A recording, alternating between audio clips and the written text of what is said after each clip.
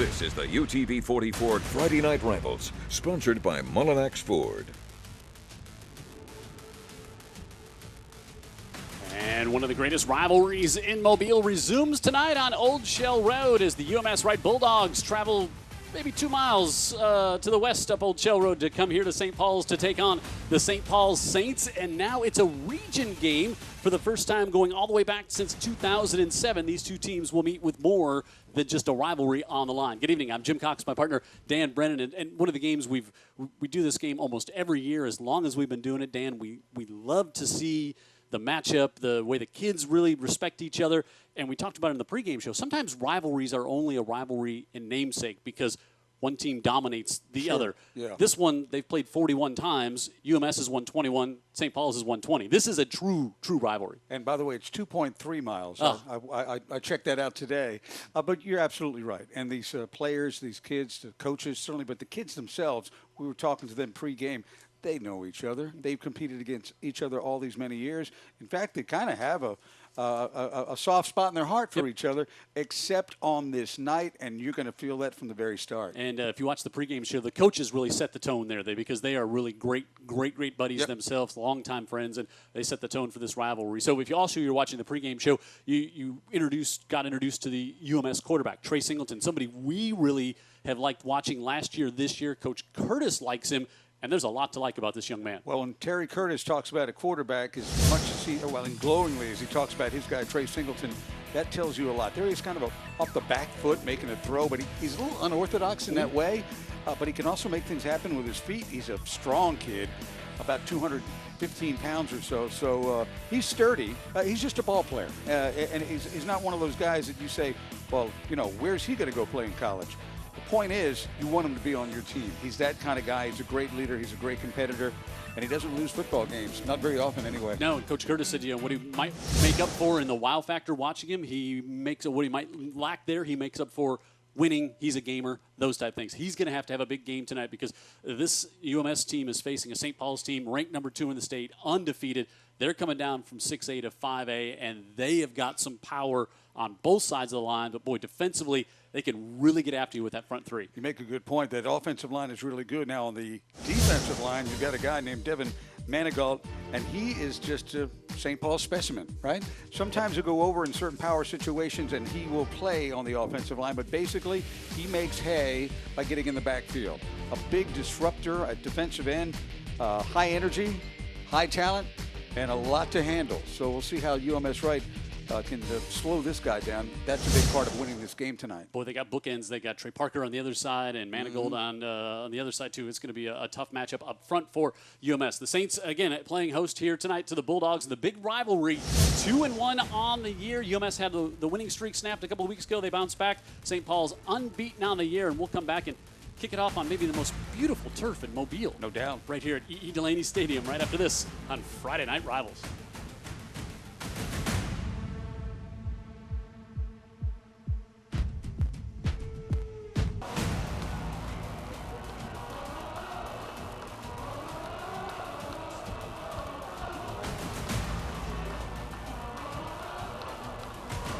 And as we get ready, we like to use the term big rivalry, and that's what we have here tonight, but also fireworks to commemorate 9/11 here today, and boy, great touching moment to start the game here. St. Paul's players with flags, and you couldn't ask for more. And now what you're going to get is a great football game. Great way to start this one in. Goosebumps. I mean, right here. I got you. UMS won the toss. They will defer to the second half. And so we will see the offense of the St. Paul's Saints. Philip Hunt will kick off. High and short all the way back to the corner. Zach Gray. Gray across the 30. Watch out. The Saints with a big play to open this up. Can Gray stay on his feet? He's tripped up at the 18-yard line. What a great start for the Saints. Cole Blaylock, starting running back for the Bulldogs, makes the stop, but Zach Gray, the starting cornerback, with a great return here. And boy, Special teams, both of these teams, we've seen them do it for 20 years. Yeah, you don't see that happen against UMS-Wright very often. It almost looked like the kick was perfect and had Gray kind of in a corner. And boy, did they handle that well. Gray, great speed. Bester McFadden, senior quarterback. Give it off. Jalen Sultan. Sultan, who got banged up just before the first half ended in the Spanish Fort game a couple of weeks ago, did not play last week. Jalen Sultan on the carry for the Saints.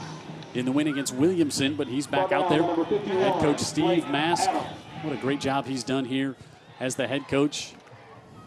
6th year, of course, he was an assistant coach before that, and really has found himself a perfect spot here at St. Paul's, I think. And I think school feels that way and the coach feels that way. I think the kids feel that way. McFadden quickly out to the far side. Will Passo, and he's got the touchdown. How about the move by Passo? Ooh. He could feel the corner breaking to his inside. Does he have eyes in the back of his head? Great play, great instinctive cut by Passo, and he almost walks into the end zone. Boy, that was quick, huh? 2-play drive after the big kickoff return, and McFadden easily finds the senior Will Passo, and St. Paul's on top quickly here in this one, and Taylor Citron makes it 7-0. So the big special teams play by Zach Gray sets up a short field, and the Saints take advantage of it. A little less than a minute into this one, and St. Paul's on top 7-0.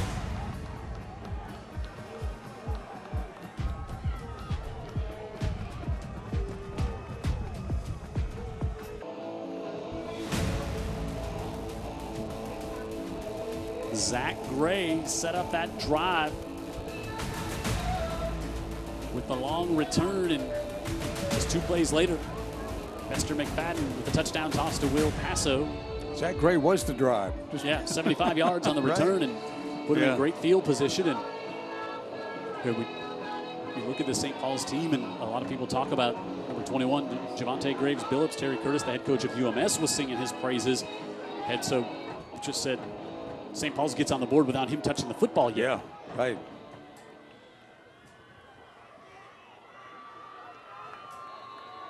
Colby Stafford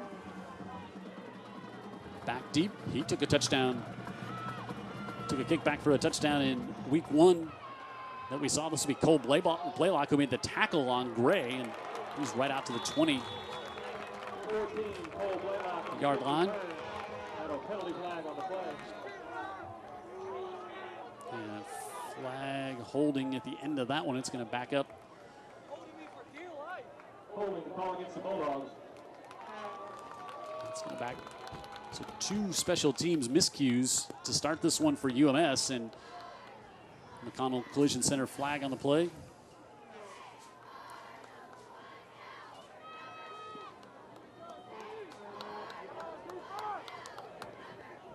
So UMS will get backed up. There's Terry Curtis, 22nd year. He is not happy.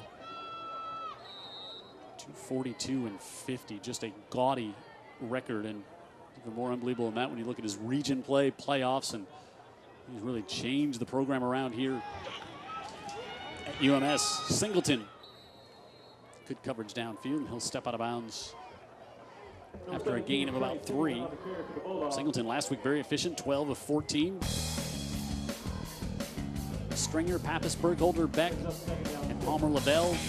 The offensive line for the Bulldogs, they're not huge up there. And you'll notice the difference when we see the St. Paul's offensive line come out there. Roberson and Stafford on the outside. Lawrence, they look to him occasionally. He had a touchdown pass last week as well. Singleton rolling out, jump past the middle of the field. Tipped, intercepted. Gray has it at the 32. Off the hands of the receiver, and Zach Gray with the INT, and he's all the way down to the 10-yard line, and the Saints are back in business. Well, in the old days, you could guarantee Zach Gray was going to end up in the newspaper the next day, but he's going to get great acclaim for what he's done so far in this game, and we're just a couple of minutes in. Returns a kickoff, 75 yards, and look at this. I was a little surprised at all the confidence in Blaylock, Jim, to allow him to throw from the end zone like that, and it cost him. That's a big offensive line right there. You've got 77 Luke Taylor going to LSU. Ivan Schultz, the center, he's going to Troy. Give on the right side, and Sultan bumped out here at about the 6. Early on, that offensive line is winning the battle, too. Hensley, Williams, Schultz, Maples, and Taylor. Hensley actually a wide receiver on the side there. McFadden, we talked about him. Sultan back in the backfield. He looks to be pretty healthy. Griffin will play a little fullback and a little blocking back, and they give it off again, and this time stood up immediately. Maybe a gain of 1 before Ben Price is there to make the stop. Adams and Bassett. And then you got Turner and Snipes along with Robert Courtney, who had a pick 6 in that Mobile Christian game. Eichner will be an extra DB back there. Patel, Morgan, White, Jackson Graham. Number 1, Edwin White going to Tennessee. Keep your eye on him. And now they'll bring in the big backfield on 3rd and goal. Pitch on the right side, trying to get outside. Sultan breaks 1 tackle, stays on his feet. He's going to get knocked down to the 3. It's twice that Sultan has ran through the tackle of Edwin White. Snipes finished him off. Now decision time here. And it is. Do you take the easy field goal? They've got a great kicking game here at St. Paul's, and that's what they'll do. They'll bring Citron on. This will be a 20-yard PAT. John Wallace Holiday the hold. This would be a win for the UMS defense if they can hold them to just 3, and that's what they'll do. And St. Paul's for the big special teams play and an interception, and now a field goal. They're on top 10-0 over UMS early in this one, and the Battle of Old Shell Road here on Friday Night Rivals.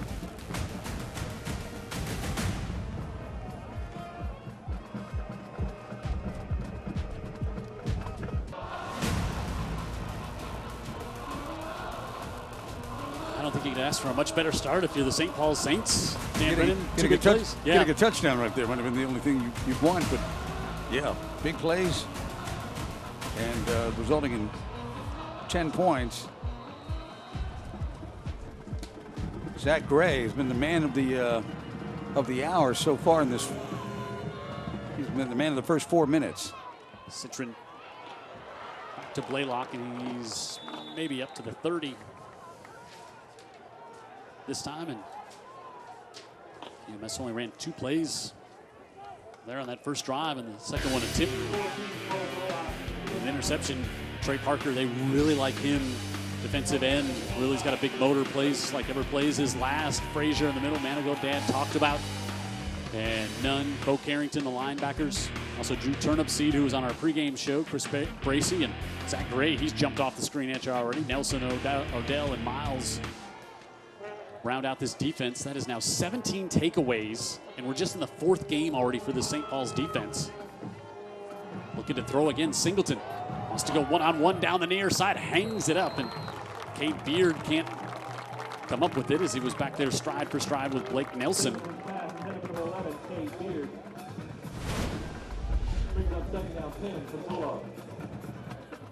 Singleton looking for the single coverage down there. Pretty well thrown ball. That Beard's a good-looking player. He can run. They've got a couple of guys wide out that can run. Beard, and also we know what Colby Stafford can do. He's probably he might be the fastest guy on the team. This side of Edwin White, and maybe straight speed.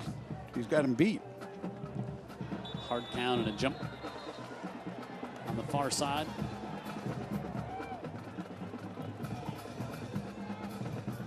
So this one.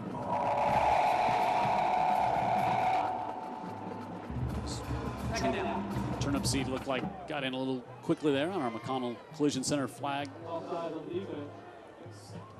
2nd and 5 now here for UMS-Wright. 2-1 on the year. Again, opened up the season with a win against Baker on UTV 44. Then Mobile Christian and had their 34-game winning streak snapped by a point in that one, and then bounced back with a win over LaFleur last week, 25-6. Been an easy schedule to start things off. Pressure and down goes Singleton. Ball came loose. St. Paul's has it. Oh, they're going to say UMS says, oh, boy, I thought the Saints had it. Singleton got it. Ooh, I thought Manigault was down there as well as the pressure collapsed or the pocket collapsed under the pressure, and I thought Singleton lost it. Well, they brought the pressure that time. That was just not your front four. They brought pressure from both edges, and there was nowhere for Singleton to go. Great job getting back on the ball. Boy, great awareness to get that, wrestle that thing back there at the end of the play. Tough kid. He just saved him a possession right there. Would have been their second turnover in as many possessions. 3rd and 10, Singleton on the keeper right up the middle. And he'll get to the 30, still pushing ahead. And finally going to be wrestled down there. Chris Bracey in there, Manigault there as well. And UMS will have to bring out the punt team.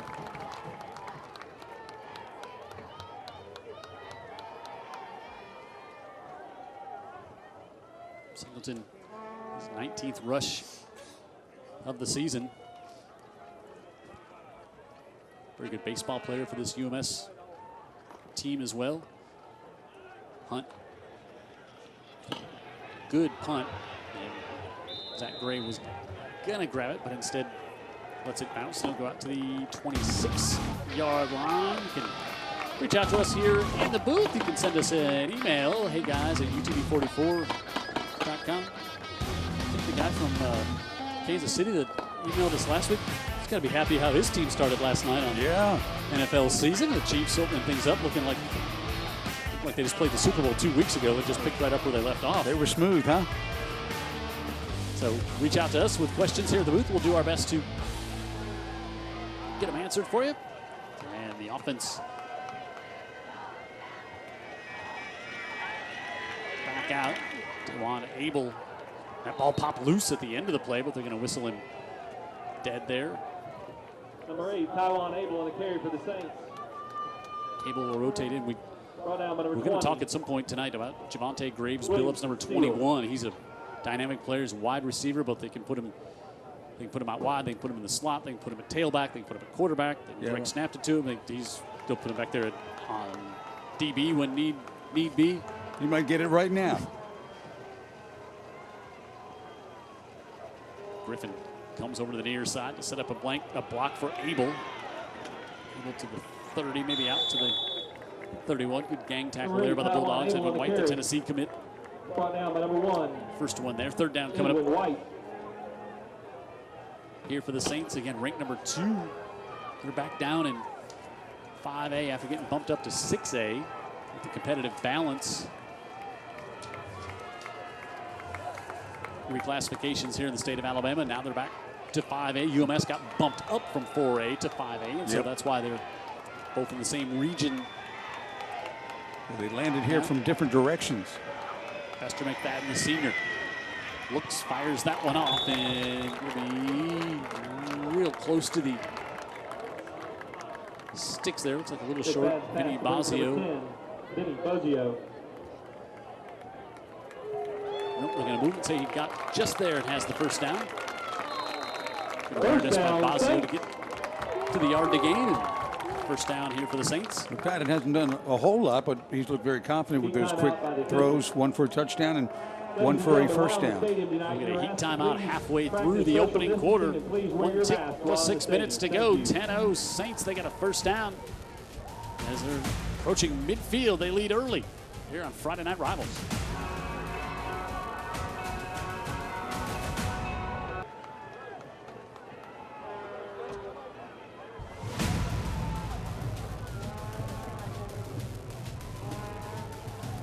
Jim Cox, Dan Brennan, our statistician David Sharp, Jared Keyhouse in the truck, and our entire UTV 44 crew here at E.E. Delaney Stadium. Watching this one tonight here in Mobile, Alabama. The Saints. St. Paul's playing host to the UMS-Wright Bulldogs. 5A matchup and movement on the right side. Jacob Williams going to make it a 1st and 15 at the McConnell Collision Center flag here against the Saints.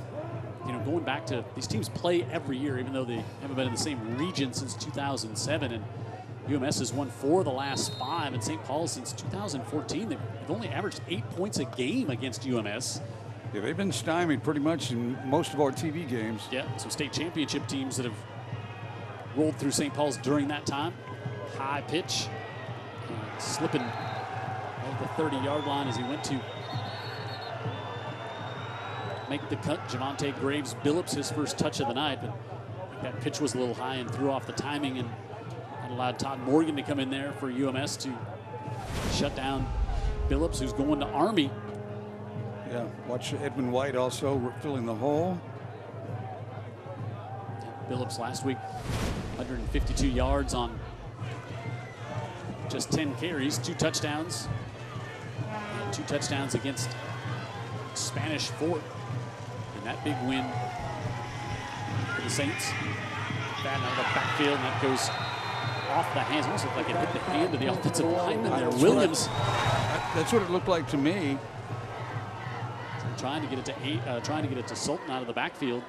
Just a junior, big back, 190 pounds. Jacob Williams was engaged with UMS-Wright defender and watch and see. No, it was UMS-Wright right there, defensively. That was Ben Price. Price makes a nice play. Got his hand on it.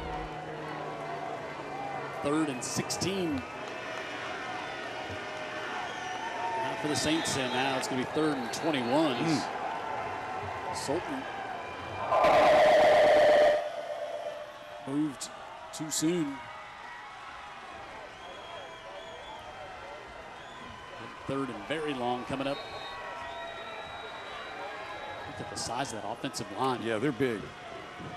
Do not adjust your picture, right? Schultz at 280, 282. Maples at 272. Taylor, number 73 there, the LSU commit at 6'3", 305.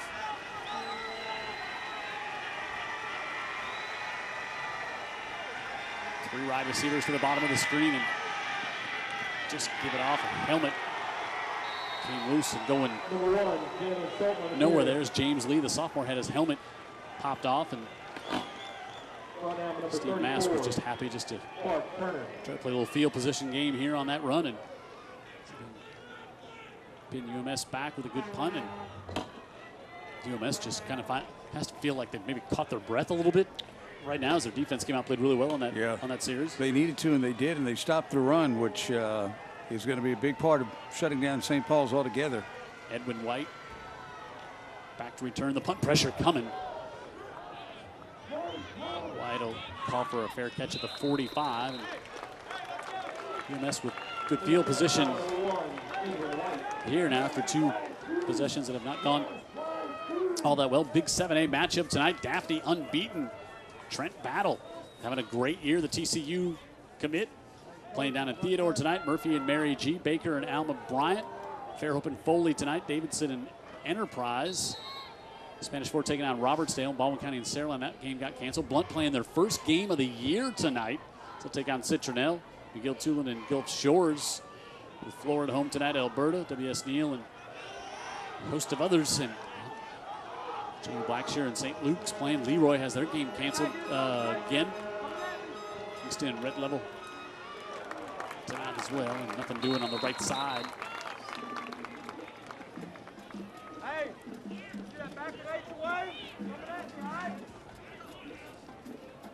That running back for UMS-Wright, they like him a lot. Only a sophomore. Cole Blaylock, his dad is the girls softball coach. 3 touchdowns coming in on the year, 233 yards on 51 carries. Had 126 yards last week against LaFleur. It's a good game. Picks up just 1 there. Singleton rolls to his left, sets up, fires the near side on the St. Paul sideline, and did Stafford get both feet in? No. I'm not sure he went down. He was trying to get his feet in, trying to get a foot in there on the near side. Let's see, is Vanya Kai giving you that great shot. Ooh, wow, I guess you could say that toe was out. Woo. And he's okay, which is good to see. 12 catches, their leading receiver coming in. He's a talented, yeah, he can get loose. Speedster. 3rd and long Here for the Bulldogs.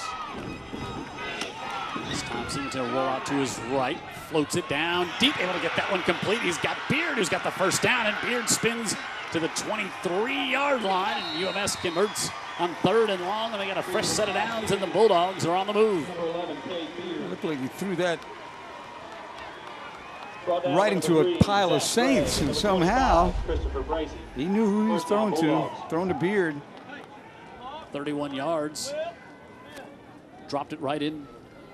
There, Jay Lawrence, the tight end, was thinking for a second that one was maybe coming to him, and then looked over his head, and Beard had the reception, and UMS first down. Oh, they really like this young man. You were just talking about him, Dan, the running back, and saying, he's really improved each week. They've noticed it both in the games and on film. And just a sophomore, and Terry Curtis says he's going to be a good one for us. Yep, they like him a lot. Just the fact that he's their guy. He's their running back. It's just a sophomore. Trey Nunn. That guy's a good player, too. Trey Nunn, number 40. Yep, 3 sacks on the year already. He's forced a fumble, recovered a fumble, and scored a defensive touchdown for the St. Paul's defense. No gain on first down there for the Bulldogs. Delayed handoff to Blaylock again. Get down to the 15. Bring up 3rd and a handful. Great blocking. I like the design of the play. Looks like a jet sweep, and then to draw play to Blaylock, and they really blocked it up front, guard to guard.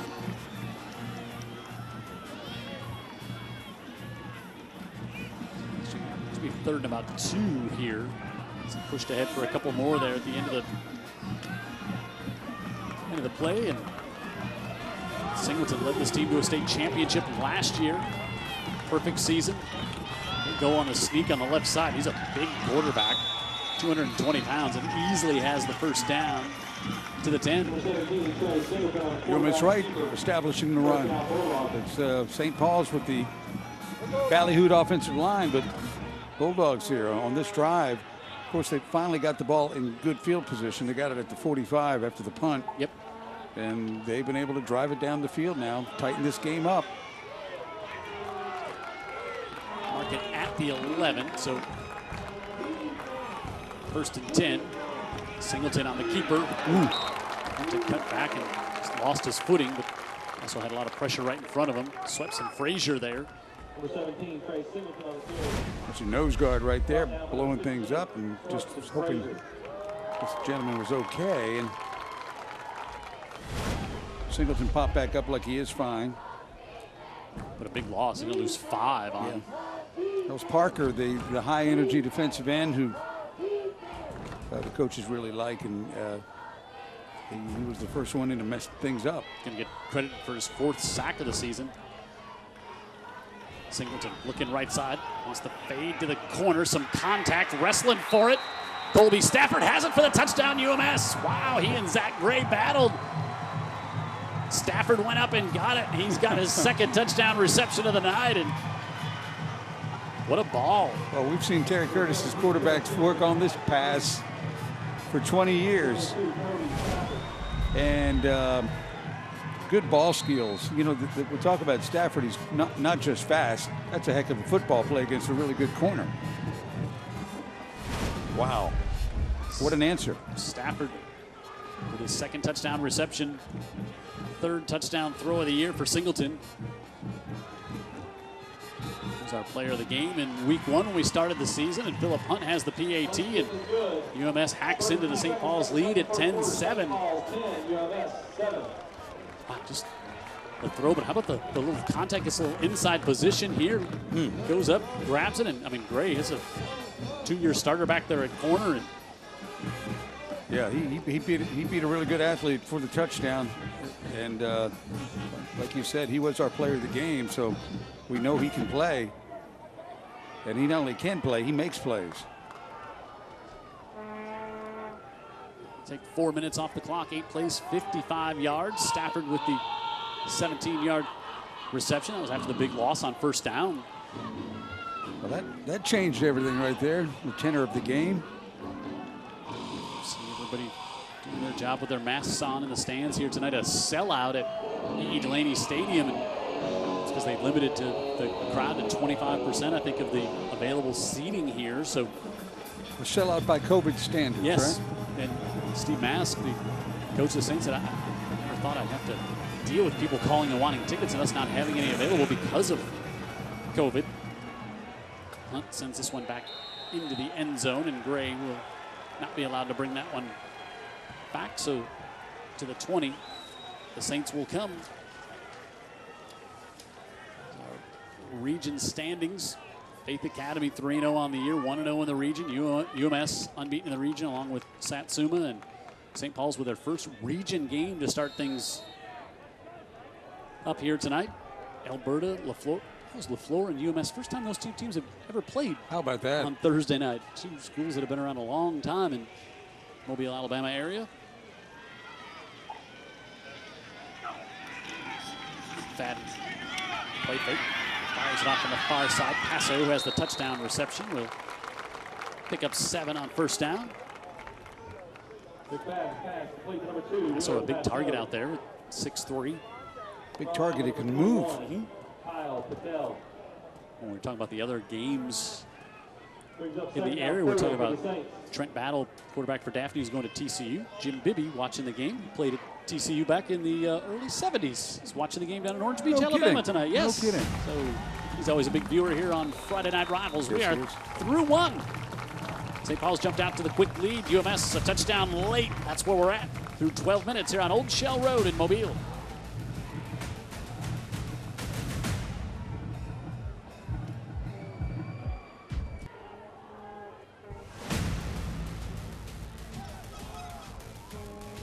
That's how this one started here on Old Shell Road in Mobile, and the Saints jumped out to a quick 7-0 lead.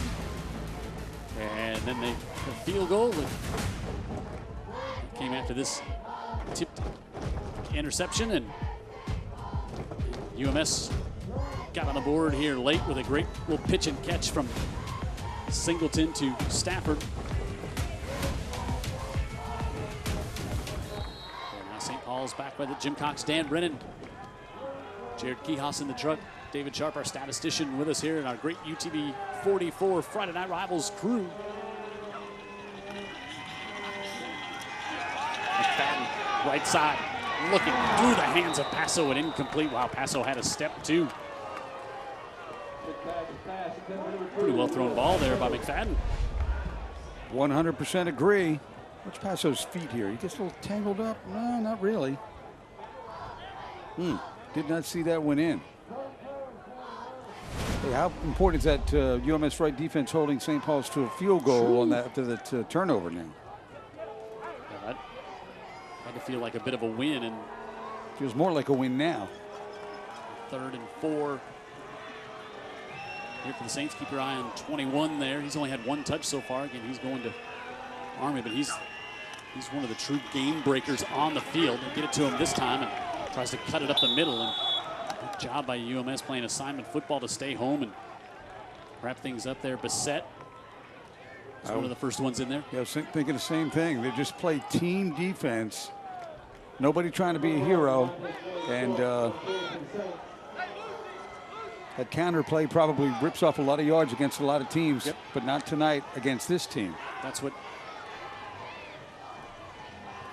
get to, and he'll bring up the punt team. That's what every team that plays at UMS, every coach says they're always in position. They never beat themselves, and continues to look same way. Play clock down to 1. They get it with pressure, and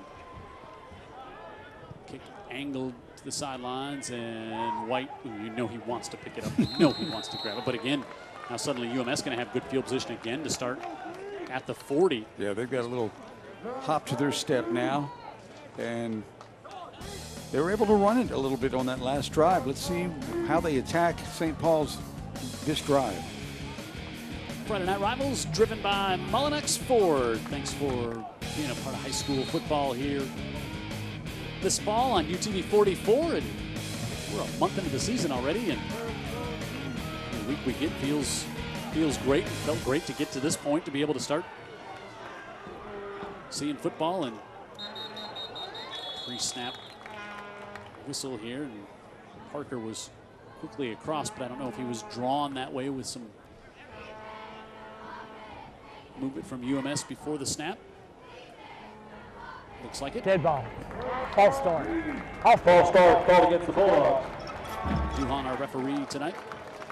This is the 5-yard McConnell Collision Center, 5-yard walk-off against UMS.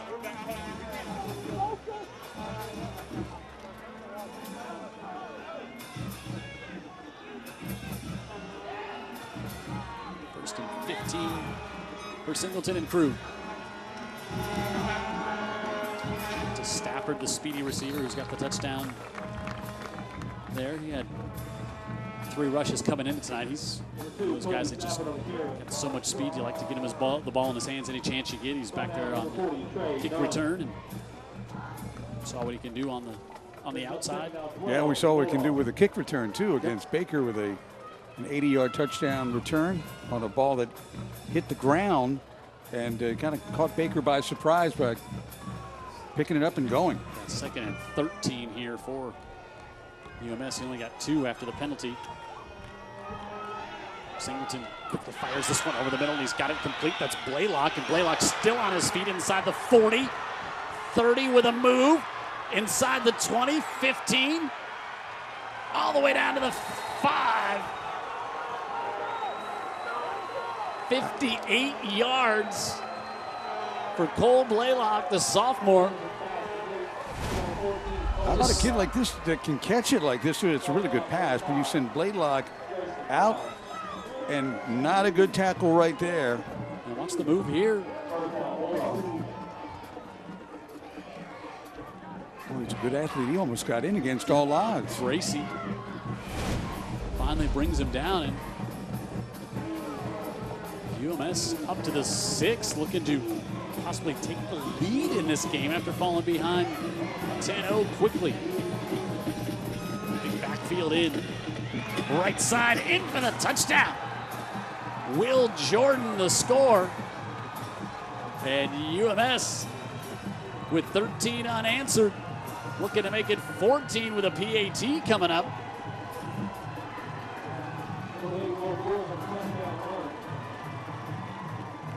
The fire has been lit under UMS right after they fell behind 10-0, and it's been all Bulldogs since then.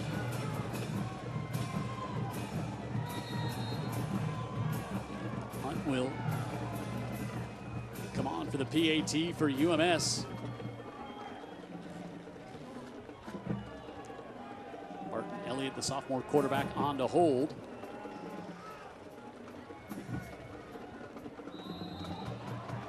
So this game's had just a little momentum swing or two to start this one going here. UMS with 14 straight. Now they're on top 14-10. 2.5 into the second on Friday Night Rivals.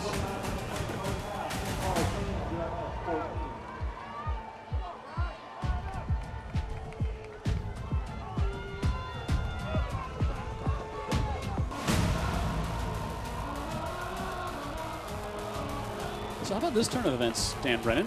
Is St. Paul's quickly on top 10-0. UMS now coming back, and all the momentum has gone down the other way down Old Shell Road right now. It has, and you've got to remember that St. Paul's, they benefited from 2 big plays by Zach Gray. One was a kick return to start the game. The other was an interception he took back inside the 10 of UMS-Wright.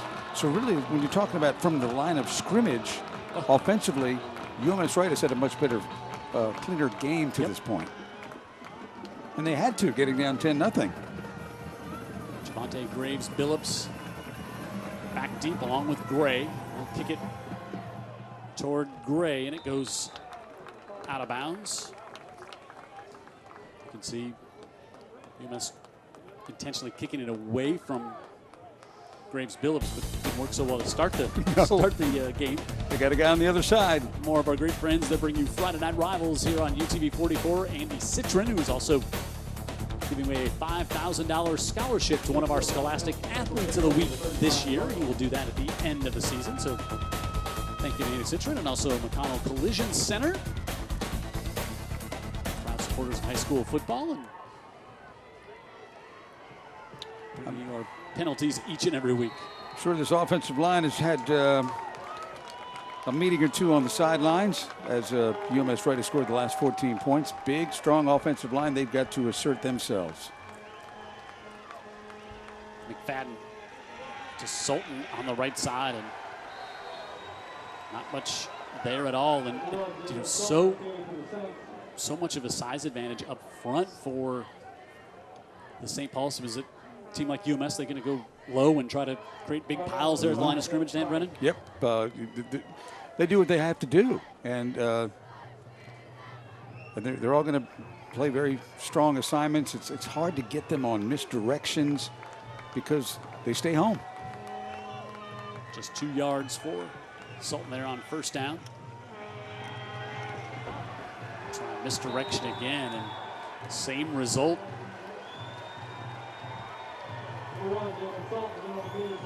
Todd Morgan, one of the first ones in there again for the Bulldogs. Also Clark Turner, linebacker there. Now keep in mind, this offensive line might be the best group on the St. Paul's team. Yeah, you're right.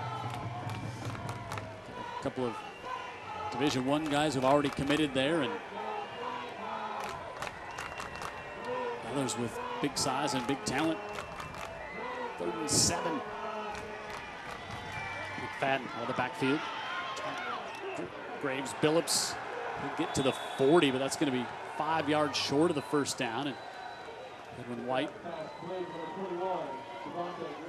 over there, and also Ben Price. And you just see they don't miss many tackles. No, and it was a nice idea. I believe it was Paso they used, Jim, to get Edwin White downfield. Mm-hmm. They run Paso down the field to get the best, talented tackler away from the play, but everybody else did their job, and UMS-Wright brings them down. Paso, another high kick, and White will call for a fair catch at the 27. Fair catch number 1, Edwin White. Edwin White. Whenever we do a UMS game, you always think he's in the running to do something to get himself a Player of the Game nomination. That brought to you by our friends at Hurt Reynolds. So we'll give you 3 players to vote on at the end of tonight's game, and then at halftime next week we'll tell you about our Player of the Game. Last week, Carson Green, quarterback from Saraland, had a big night on Friday Night Rivals, and he was our Player of the Game last week, and we'll tell you more about him and show you some halftime highlights. He had a big night after a big build-up. Yep. He delivered. Jeff Kelly said, "You're going to like," he likes his quarterback, told us we were going to like him, and as if we would argue with him, as they give this one off to Stafford, who reverses field, and he's got a lot of speed, and Stafford across midfield, still on his feet all the way up to the 48-yard line, gain of 28. He covered a lot of green on that, and you see the student body section there at UMS-Wright showing the BLP Mobile Paint school colors. Yeah, what a play by Stafford. Yeah, good blocking again. He cuts it back. He's almost at the far sideline. But again, Jim, here's the point, right? At the point of attack, UMS was kind of stymied. Yep. But they didn't keep the play at home. So Stafford's got the speed to beat him if you don't keep it tight on the weak side. Speaking of keeping it, this is Singleton, and stood up there, Trey Parker, senior defenseman, with a nice play. They'll actually lose a yard on that one. Boy, the UMS coaches, we were talking to them, some of the offensive coaches before the game, assistant coaches, and they really like how that young man plays every down for this St. Paul's team. Yeah, his name is Trey Parker. He's a defensive end. He's a senior, and they know him well because he's been on the field for a few years. And he jumps out on film, not necessarily because of raw talent, but the effort that he gives on every play. Should give him credit for a sack there. 4th of the year, and another one is that one. Singleton did a good job to just barely get that one off as the pressure was coming. Nelson was there. Bracey coming in as well. But when you have a big quarterback, he's 220 pounds, hard to pull down. But he got it off to avoid the sack, just an incompletion. And we'll get a heat timeout. exactly halfway through the second. It's been a game of big swings. St. Paul's scored the first 10, UMS the next 14. That's where we're at halfway through quarter number 2 on Friday Night Rivals.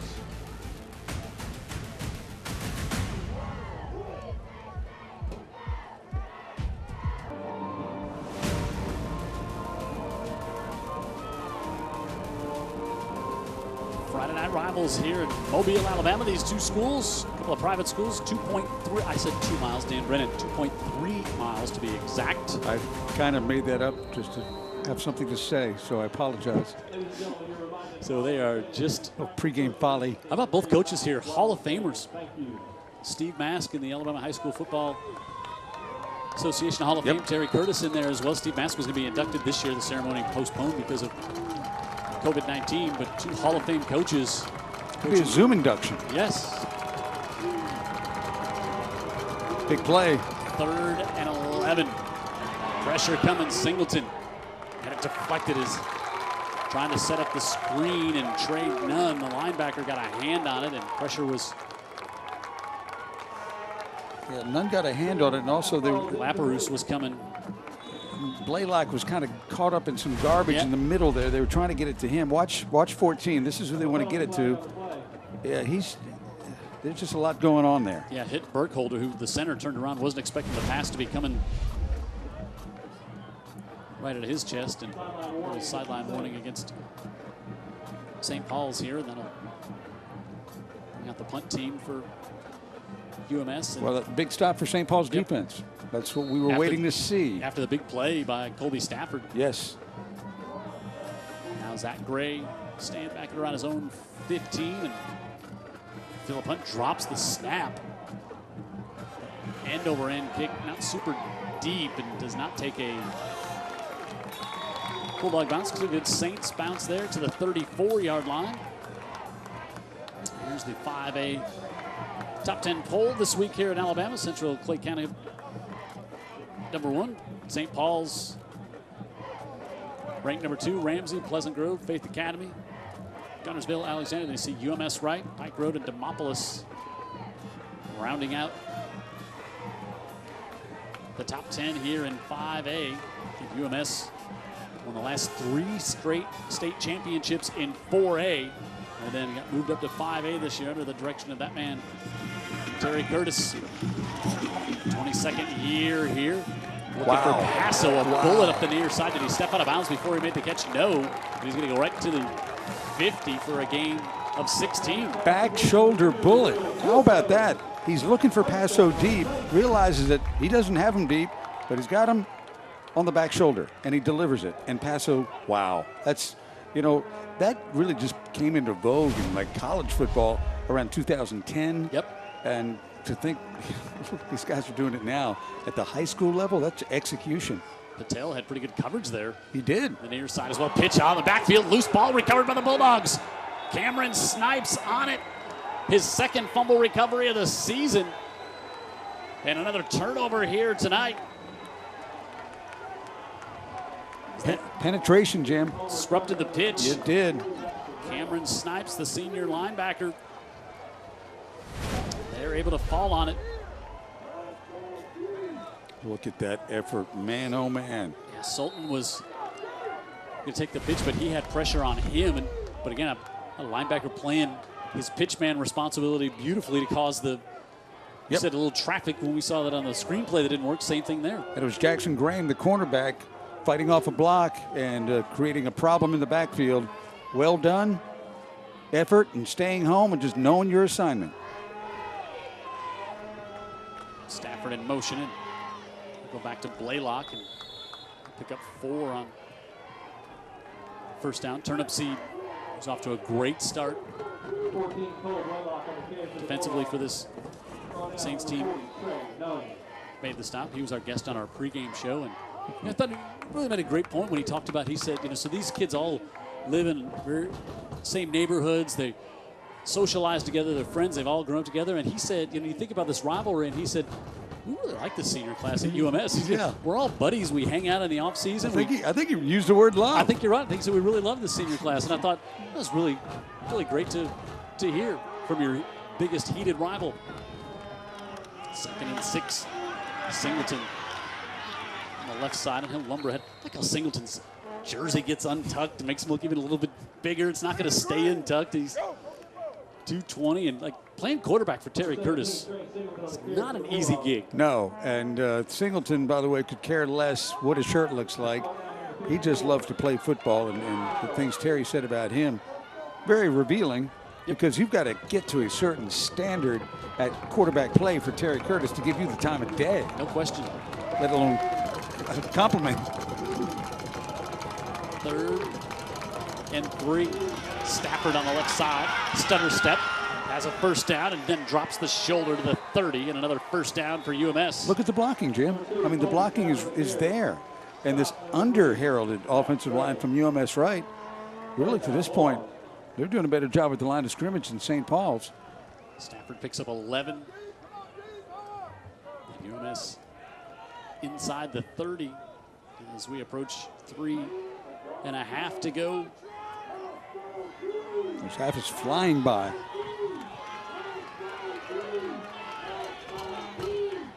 Will Jordan in the backfield. He moves over to the far side. Stafford in motion, but Singleton wants to sling it this time, looking down the middle of the field. Throws it up. Touchdown, Bulldogs.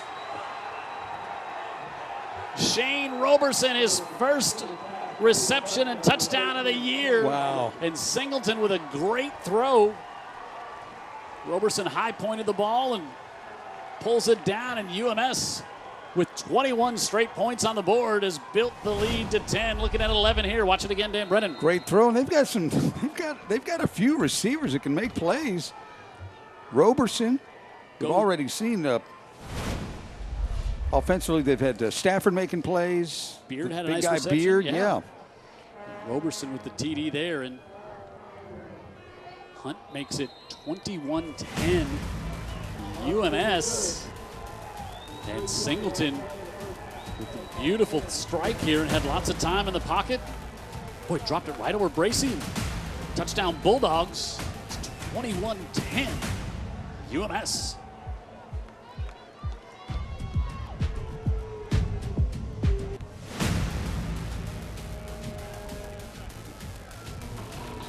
A little more high-scoring game than we thought we'd have in this one so far, Dan Brennan. Well, I mean, UMS alone. So 21. St. Paul's had given up 21 points in the first 3 weeks total. Yep. Given up 21 in less than a half here. Yep. And when you consider that UMS started this game on the road, a good 2.3 miles from home. Bless their hearts. Is that as the crow flies or by the odometer? But boy, they were not shaken up by that 10-0 deficit, and they've scored the last 21, just steamrolling. That offensive line's doing a nice job. Singleton's making plays to a variety of wide receivers.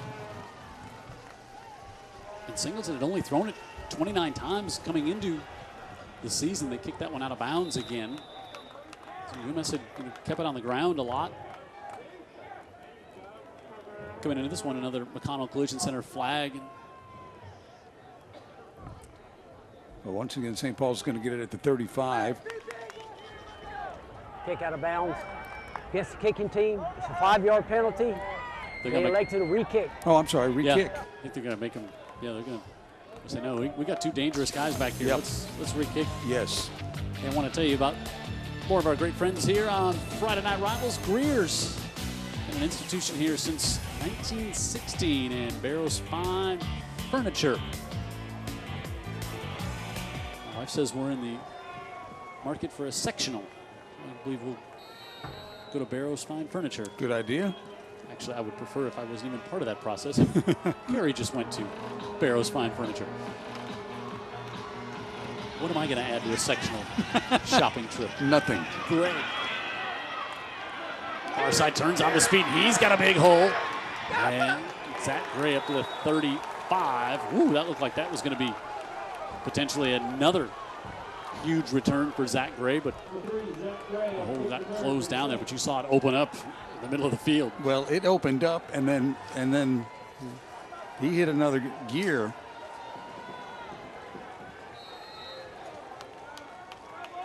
All right, offensive line. They've got to begin to protect the quarterback and create some running lanes. That's what they've been known to do. Tonight's been tough. Far side. Quick out. Vinny Bozio. Nice little hurdle there to get out to midfield. His second catch tonight. And first down for the Saints. Everybody tied on the line of scrimmage at corner was playing off, so that one is a pitch and catch. And if that's what's there, you got to take it.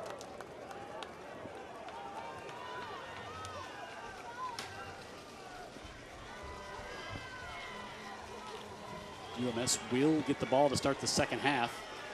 So you look at Peyton Maples there. That right side. Starting at the center, going right. 282, 272, 305. McFadden.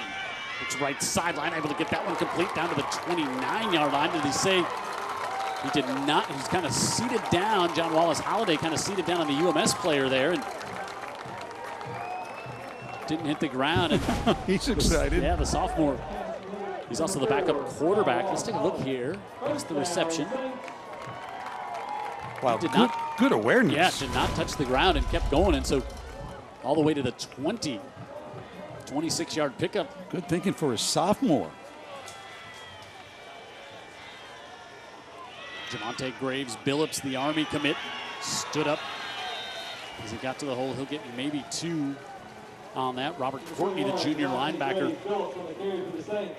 He's had a good season. Boy, they have had some amazing linebackers roll through this UMS program, and a lot of them look like Robert Courtney, like 6 foot, 185 pounds. Yep. You know, You just tackled a great athlete. Graves. They're trying to figure out ways to get 21 the ball with a little space because he can make you miss. He's quick.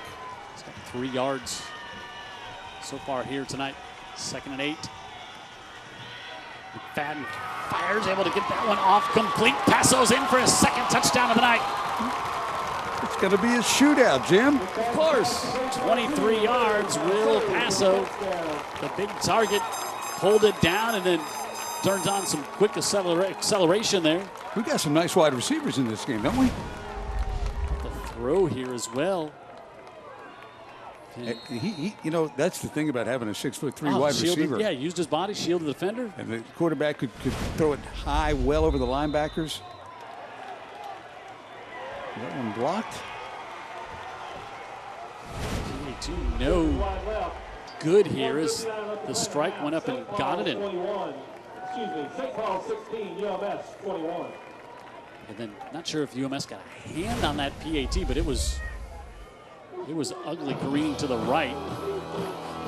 So now it's 21-16. Pretty interesting. Still not getting the ground game going. They're able to do it through the air. And I think quick throws. I think crazy how UMS, if you would have said, hey, you're going to hold Javonte Graves Billups to 3 yards with 2 minutes to go in the first half, they're not going to have run the ball all that well. You got to be thinking, wow, we're totally in control. And now you're still giving up 16 points. Yep. Because McFadden doing a good job throwing the ball to the, especially Passo, his 2nd touchdown of the night. And how about the game that Zach Graves had with returns and interceptions? He's been big. Citron back to Stafford at the 4. Stafford still on his feet, and he's the speedster. Watch out! Will Stafford! Now a late flag is dropped back at the 25. Oh, wow. Stafford, 94 yards. When we tell you these guys can run, we're not making this stuff up. Watch right around the hash at the 25. Right to the bottom of your screen there. I think that's the one. And they're going to bring it back. There's another guy in this game with another gear. These kids are so confident. But I guess if you can run like that, you should be confident. Yeah, he's probably the fastest player on the UMS roster. And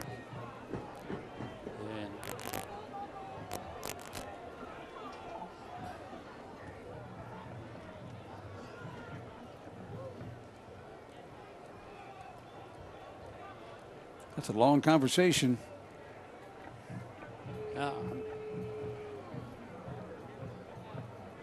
Did he say a dead ball? Like it wasn't? What wasn't the Stafford was still running. He was down inside the the 10 when he was going in when the flag came out. Now the opposing coach starts to get a little upset when the conversation goes on that long on the other side and doesn't get his chance to plead his case or find out what's going on. But Steve Mask is holding court at the 40. Well, there was a reason he was talking to the officials for 5 minutes when we were trying to get his attention. Moments like this in the game, he was playing nice pregame.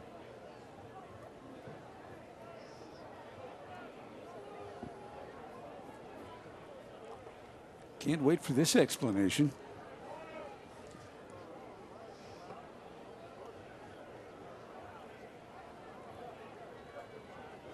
Well, appears we won't have to any longer.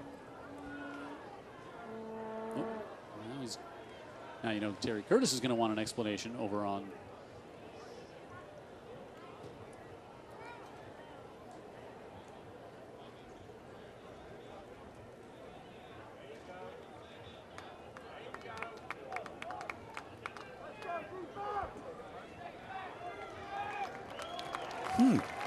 We still don't really know.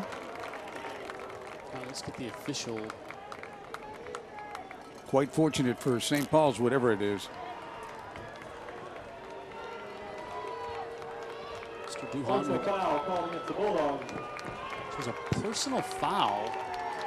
So it wasn't a block in the back or anything like that. There was some wrestling that was going on. It was right after.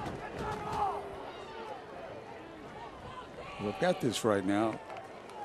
It's right after Stafford cleared the 30-yard line or so. Well, Coach Curtis, very, very, very hot. He's not one to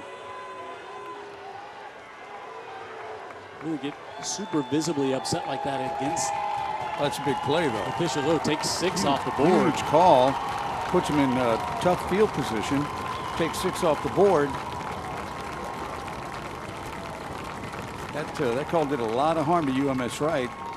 Not that the penalty didn't happen, but it was a penalty of great consequence.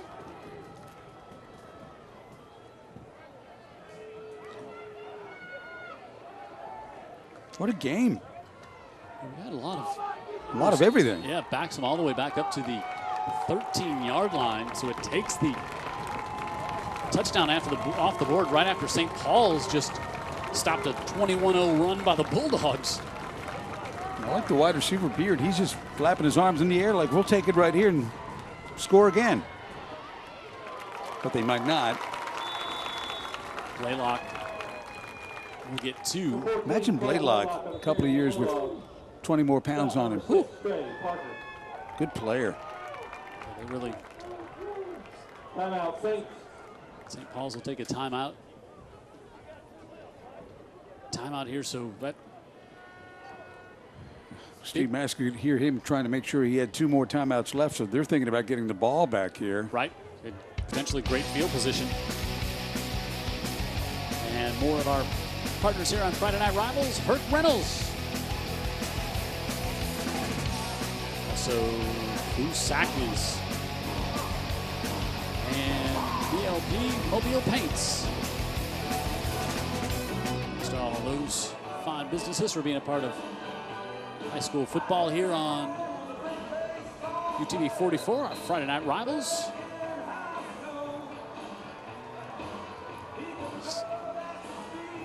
Coach Mask for the Saints. Well, once again, a lot like, well, not exactly like last week, but I don't know what we're expecting exactly coming. This wasn't it. This was not it. Not those points. 21-16 first half. Not really. Singleton gives it to Stafford. Stafford, who had a chance to catch his breath after that long delay after the touchdown, and 3rd and short. Good blocking again. Coming up, and St. Paul's take another. They don't take the timeout. 3rd and 2, 1.5. UMS taking their time. Now, if the Saints can stop him here, maybe they do take that timeout. But the Bulldogs in no big rush right here, trying to leave St. Paul's with not much time if they're going to get the ball back. So, under a minute. Singleton pushes ahead, and he's going to have the 17, Trey Singleton first down for UMS. First down, Bulldogs. I think that's going to pretty much do the half now. So you say. Well, I know that the Saints are like, okay, we're ready to go talk it over. UMS is going to get it.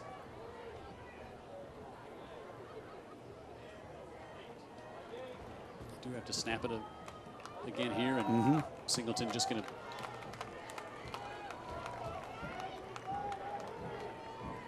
take the knee, and UMS will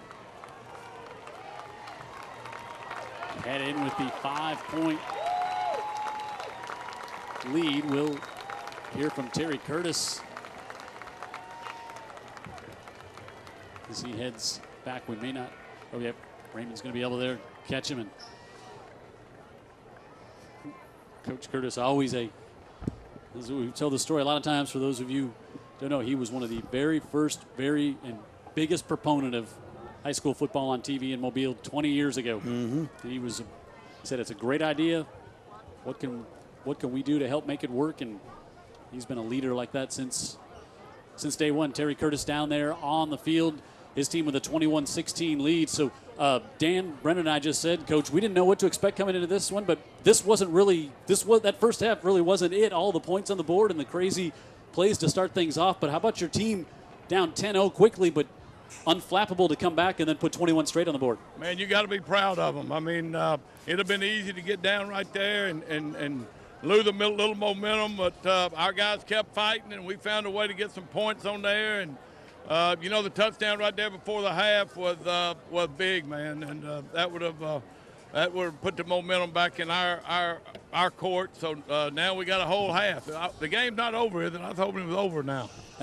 Your defense gave up points early, but super short field. You've got to be impressed the way your defense has played after those first two drives when it's been kind of more of an even playing field. Well, they liable not to throw it. They liable not to run another play. They liable to throw it every down. Our secondary's got to play better. We're giving them way too much room and really playing scared back there. Those guys have got to play better in the second half, or they're going to keep on throwing it. But, I don't blame them. So, Terry, one last thing. What's been the key to this defense playing so well against that big offensive line? Well, we just move around and we jump around, and our guys play the team. And as you notice, it's usually not one guy making a tackle. It's 4 or 5 of them. Those guys are too big for one guy to tackle, so we're having to gain tackle, and right now we're really playing hard, and we just got to continue that for another half. All right, thank you so much for the time. As always, Coach Curtis, get with your team, and good luck the second half. All right, thank you, guys. All right, such a always great to get a chance to catch up and talk with Terry Curtis, his team leading 21-16. He only knows how to tell the truth, too. That's Terry, it. He's nothing is shaded, nothing is halfway. I didn't want to ask him about that penalty call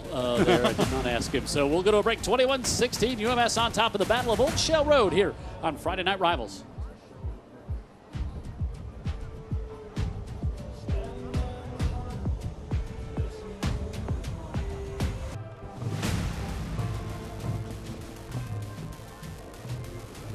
Halftime here at Delaney Stadium in Mobile. UMS right on top of St. Paul's 21-16. Battle of two top-ranked teams in 5A here in Alabama. Jim Cox, Dan Brennan, and Jared Kihas and our entire UTV-44 crew bringing you Friday Night Lights here tonight. Hey, last week we did the game up in Saraland, Dan, and Saraland coach Jeff Kelly was talking to you before the game earlier in the week, talking to me on the field, and he really said, boy, I like my quarterback, Carson Green, and we immediately saw why. Yeah, it took us about 3 minutes. We liked him, too. Carson Green, Carson with a K, came down from Satsuma, where he's a 3-year starter. So now his senior year, he's on a very powerful and talented Saraland team. He used all that talent around him very, very well. Scored touchdowns, 3 touchdowns. He is a great pickup for the Saraland Spartans. Look at his gamemanship right there, right? We met him on the pregame show, and he had those traits of a quarterback. Yep. Confident young man, the leadership skills, and Jeff Kelly, when he said, I think he might be a dude. We said that last week. We're like, yeah, we think you got a dude here. Yeah, and then it was a matter of, okay, he had these intangibles about him. If he can play, you got a player. And then, of course, once the game started, we saw that he can indeed play. Puts up big numbers against Theodore to start the season, and then comes back and repeats the same performance against McGill. And his first-year teammates love him. Love him. Came in the locker room, and they love him, and he loves them. And we love Herc Reynolds.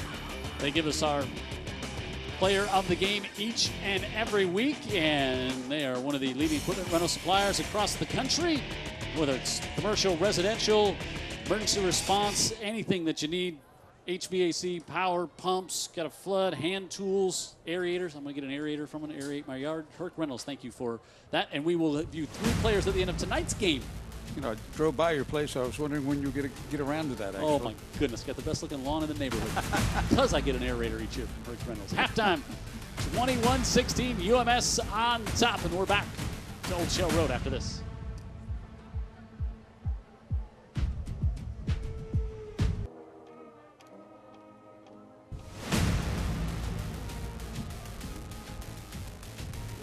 Halftime score here on Old Shell Road in Mobile. UMS-Wright on top, 21-16. A wild first half. St. Paul's to a quick 10-0 lead. Then UMS 21 straight points, make it 21-10. St. Paul's a touchdown. Then UMS a 94-yard kickoff return wiped off with a penalty right at the end of the half to keep this one just a 5-point differential. So lots of highlights in week 1, in the first half.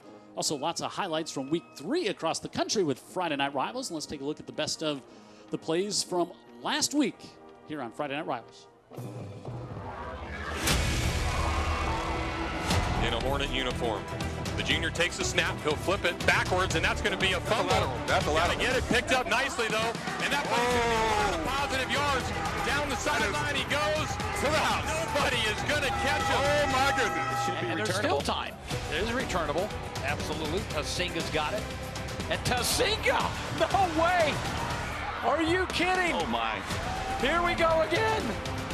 Another touchdown for East. 93 yards. Low snap. Was going to throw it wide open for a second. Oh, what a catch. Now he held on to that. What a catch. I would not try to give him grief about anything. Arsenault tried to set up a screen. It was knocked up in the air, picked up. Braxton Hughes, touchdown. Regular season last year. On 3rd down, quarterback keeper reaching for the pylon. Lundy with time, has a man, catch is made, but was he in bounds? Heritage shows blitz, here they come. And now picked off, touchdown. Going deep and going for more and touchdown.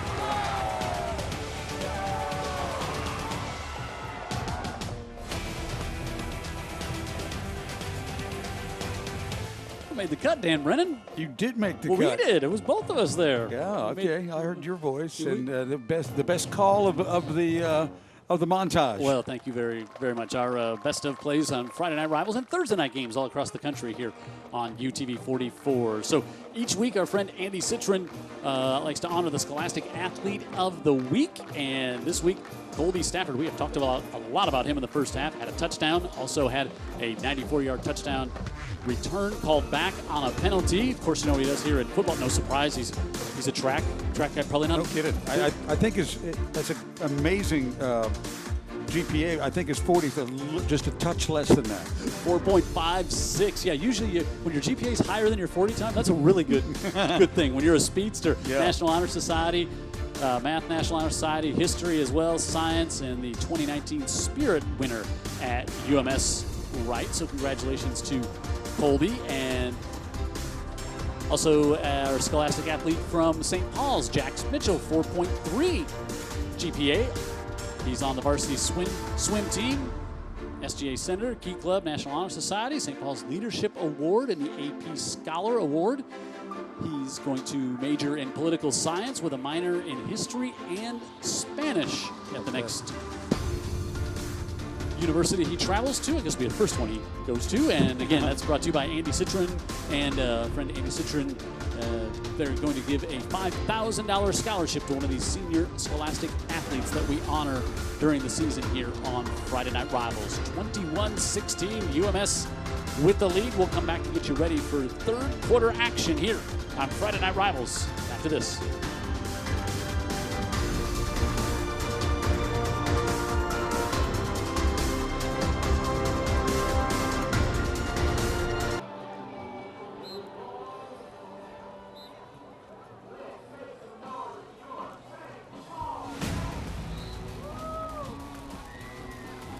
Halftime 21-16, UMS-Wright on top of St. Paul's in a wild first half here in the Battle of Old Shell Road on Friday Night Rivals. Jim Cox and Dan Brennan, glad to be bringing you this rivalry game again here. And boy, like I said, a little bit of everything in the first half. And two great coaches, two great staffs. It'll be interesting to see adjustments made here at the half. Yeah, if you don't know how to counterpunch, this is not the game for you. You better be able to bring something back. And I think what Terry said is also, strategy is one thing, Jim, but that UMS team could have gotten really down. Yep. They had a lot of fortitude, and they were able to fight back from that 10-0 deficit, and just their will to compete kept them in this game. Yeah, it all started on UMS won the kickoff, won the coin toss, deferred to the second half, and then a 75-yard kickoff return by Zach Grace set up the touchdown pass from McFadden to Paso there, and then they added a field goal. It was 10-0 quickly, but then here come the Bulldogs back. Stafford with the touchdown reception. Yipper. And then how about this throw? Singleton goes up top to Roberson. And then St. Paul's answered back. They got a late touchdown, but then a touchdown wiped off the board by a 94-yard touchdown return called back in a penalty against UMS that would have been big in the first half. St. Paul's just 26 yards rushing the football. That big offensive line that we talked about. And Javante Graves Billups has not had the ball in his hands much. Yeah, I think the passing and the rushing are mixed up on that one right there. Meanwhile, UMS-Wright, if they're able to run the football and establish things on the ground, that's maybe been a surprise so far. Singleton, 4 of 8 for 134 yards. You see there's McFadden, 79 yards through the air, 2 touchdowns, and both of them have gone to Will Paso, the senior, who's got over half of the receiving yards, and Roberson with the touchdown reception for the Bulldogs along with Stafford in a first half explosive offensive plays by both teams there, really, and see how this thing shakes out here as we get ready to start quarter number 3. UMS will get the football first, and boy, that touchdown that was wiped out, it really, that would have been a big momentum play, would have increased the lead, and now you just go back, and Coach Curtis said, I don't know if they'll run the ball again in the second half, meaning St. Paul's might just throw it, and big offensive line, you thought, well, that's probably not how it's going to set up. Probably thought they'd be able to run it, kind of get downhill on you, but not been the case. No, and they've kind of, they've won the will and won the battle on the line of scrimmage. Talking about that UMS-Wright defense, that's really changed everything, the way St. Paul's is trying to approach this game offensively now. I wouldn't say they've given up on running the ball, but so far they've been pretty much stonewalled. Another little delay here before we kick things off, and again, UMS will get it. Got some wide receivers having nice games tonight, don't we? Both sides. Paso, yeah, he's been Stafford. Good. Paso, touchdown catch in the back shoulder. Roberson, good-looking receiver. Yep, real good looking. Big touchdown pass there. He's just a sophomore, right? Yep.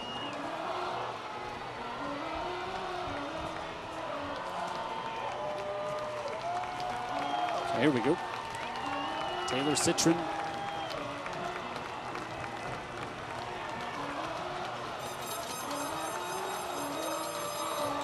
Ready to kick off for St. Paul's. The BLP Mobile paints school cam as this one goes off the hands of Blaylock. Picks it back up at the 4. Now Blaylock right up the middle. Up to the 31-yard line. Got some excitement on special teams tonight, Dan Brennan. It's got to be disappointing. I mean, that really should not happen. Kind of a muff ball.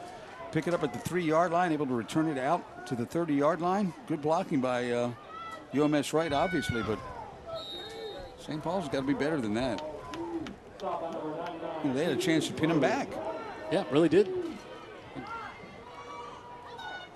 Now, Blaylock's not your average guy picking up a football on the street. Singleton goes up, has a little word with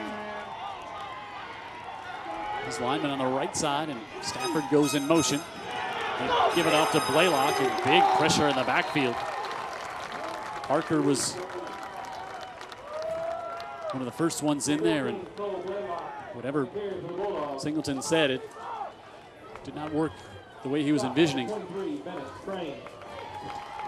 Bennett Crane also came in there from his linebacker spot. Did you say that was Parker, too, off the edge? Great job. Penetration.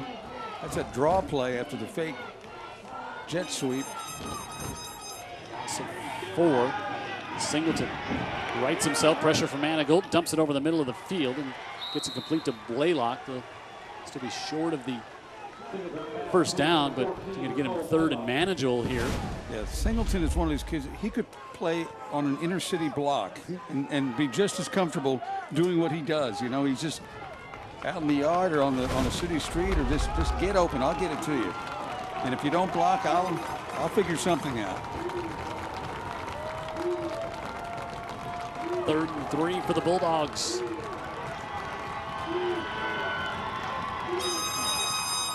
Stafford takes it, cuts it up the middle, and a good ankle grab and tackle there by Frazier. Stafford, he's feeling it too. Yeah, he's slow to get up, and that was a big play by Frazier. Oh. Stafford is really slow there. That would be a catastrophic loss for this UMS offense. Remember, he hurt himself in the first half a little bit too on a catch he tried to make right at the out of bounds line. Yeah. And this looks a little bit different than that one. So he's picking up a little steam there, and keep an eye to see if Kobe Stafford makes it back out there. 4th and 2, and UMS going to go for it here. See if they maybe just try to draw him off. If they do, snap it. Singleton, and I think they're going to force the Saints to take a timeout. I think Saints thought they were going to punt. Even if you punt here now, it's still a bit of a win to make your opponent burn a timeout. Yep. Just 2 minutes into quarter number 3. Always thinking. I don't know if they were going to snap it, or maybe they're going to try to draw them offside, and we'll see if they run the punting team out there. But from the it's not like these two coaches don't know each other's tricks very well. Like we said, they are great friends and admire each other greatly. And we made the point during the pregame show that we recorded with both coaches, Dan, and sometimes no matter how good your friend is, if you're going against them, as we see the BLP Mobile Paint came again, sometimes when you're going up against your buddy, you just you don't talk during the week or whatever. Those two, it just nothing changed. I mean, it could be like summer getting ready to go hang at Dauphin Island for the week. Instead, we've ended up here on Friday, and we're glad to be here too. And no sign of the punt team out there. Singleton, and let's see if that's Stafford wind up wide out there and under center. Singleton pitches. Blaylock changes direction, goes ahead, slows down a bit, and got to the 40. Let's see the spot here. It's all going to be the spot. Boy, it shut down to the left, and then he was trying to get back on the right side, and then St. Paul's saying he's short.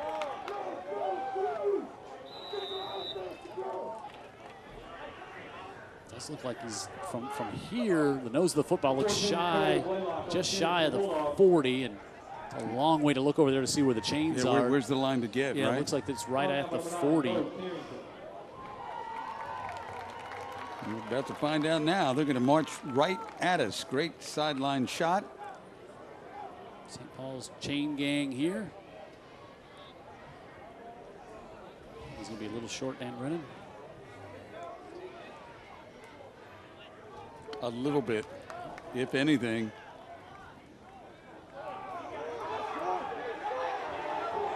Oh, when you've got to look at it that long. Well, one side is not going to be happy with this outcome. First down, UMS. You would think you either have it or you don't, right? Blaylock. Oh, we're going to see the index card come out. But it's a good spot. I mean, it's right where his elbow went down, and that's exactly where they spotted the ball. Yeah.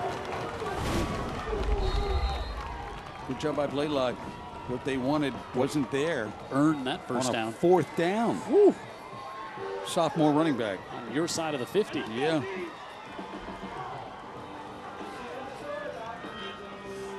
I think that also might be a little indication that Terry Curtis thinks that we might have a lot more points going to be scored here in the second half. Than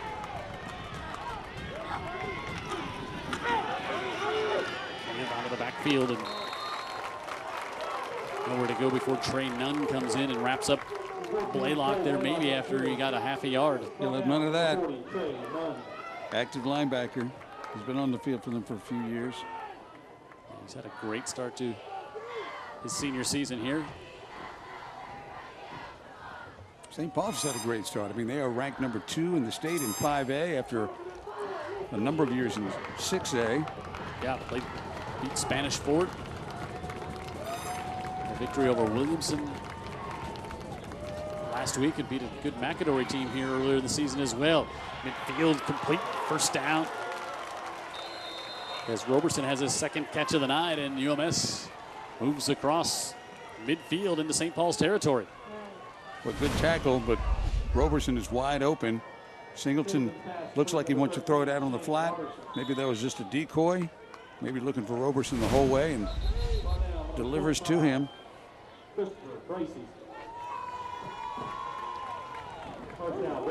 UMS. First down here.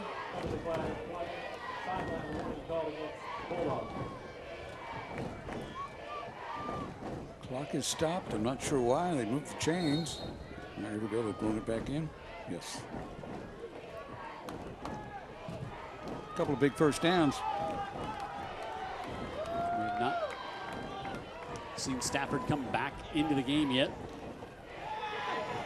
Rolling out, Singleton fires it off to the near side. He's got that one complete. That's Jay Lawrence who sneaks down the sideline for the tight end touchdown. Wow. 49 yards. Lawrence, who's got touchdown receptions in back-to-back weeks.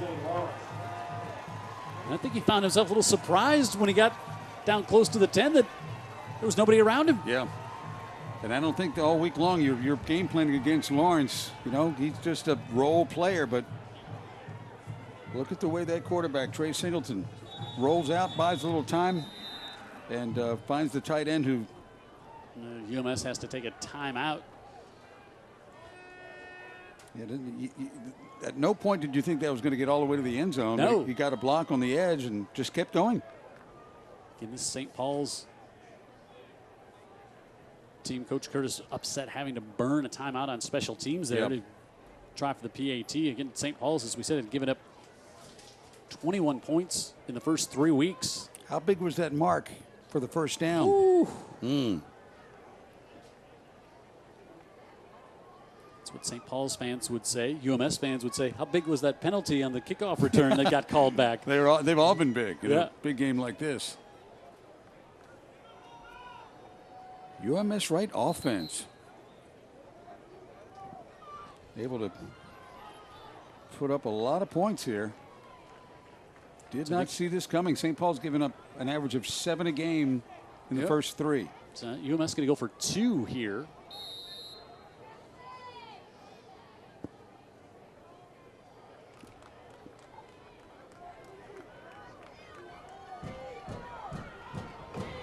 Big, bring the heavy package in.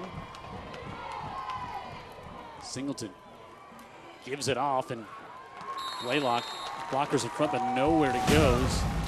St. Paul's shuts that one down quickly. So 27-16 after Jay Lawrence picks his way down the sideline for the touchdown, and UMS extends their lead 4 minutes into the third.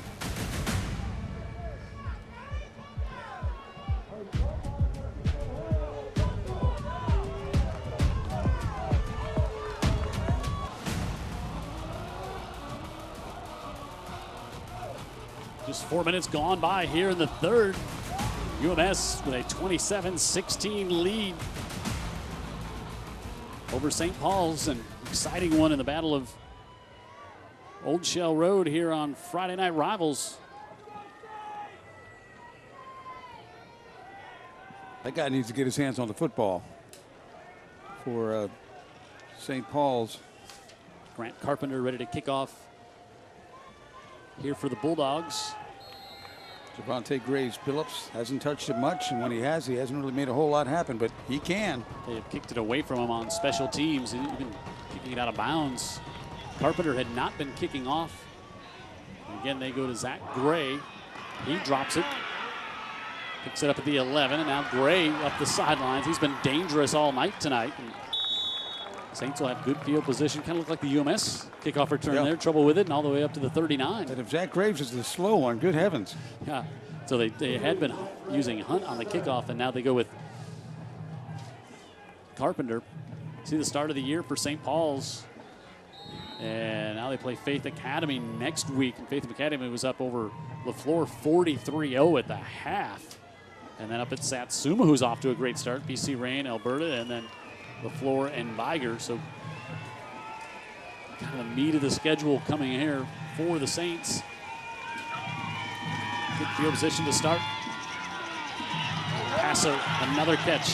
He's got size and speed at the sideline, and then a late hit on the far side is going to add 15 to the end of this one, so it's going to be a big play, and 15 yards with the McConnell Collision Center flag.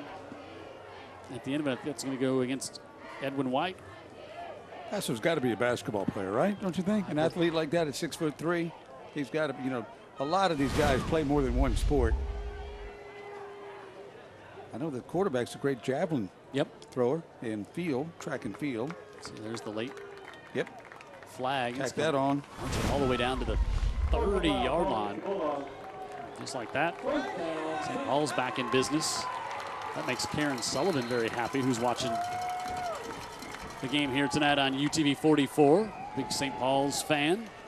She and I might have an occasional Twitter spat once in a while. All in good fun. Javante Graves Billups now. He gets to the outside, and you see why Dan Brennan said they need to get it into his hands as he picks up 12 and another first down. Just need to block a little bit for this guy. And you can see what he can do if he gets a block. He gets to the edge a little bit, and he's explosive, and he plays really hard, and he keeps his mouth shut and just plays football, and he does whatever they ask him to do. And not only does his coaching staff love him, the coaches that coach against him are so impressed with him. And going to Army after his career here at St. Paul's wraps up. Saints inside the 20 here. Bester McFadden, the senior quarterback. Ooh, a little trouble with the handoff. Got it to Graves Billups, but stays ahead, and he'll plow for 4 more. He can get loose in a broom closet, can he? He's got some moves in tight spots. Courtney to wrap him up there. Number 34, Turner Clark. With us, Wilcox watching this game here tonight on UTV 44 as well. Appreciate all of our viewers tuning in, checking in with us. More to come. Got some folks in Orange Beach watching this one tonight. This one fired complete to the near side as they tried to go back to Paso. Third down for the Saints. That one kind of slipped out of the hands of McFadden on the release there. Might have started with the bad snap. Yep, good point, good pickup. Autry McMillan watching this game down in Orange Beach with the whole Molly crew. What's the name of the popular boat down there? Pitch to Phillips.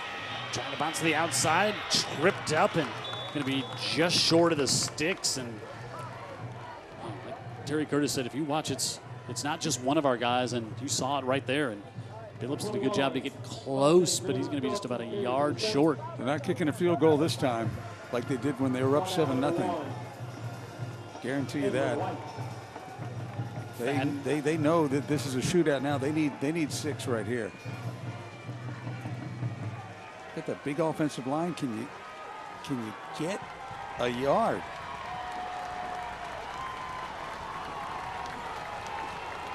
Fadden with Graves, Billups in the backfield. They give it to him up the middle. He's got the first down. Boy, they cleared it out pretty well right there with, I think, some trap blocks, and it just popped everything open enough to get that maybe 2 yards. First and goal now, or first down regardless. We'll get a heat timeout here as we are 5:29 to go in the third. UMS extends their lead to 27-16, but first and goal coming up for the Saints after the TV timeout. Ladies and gentlemen, you're reminded while in the stadium, please practice social distancing and please keep your masks on while in the stadium.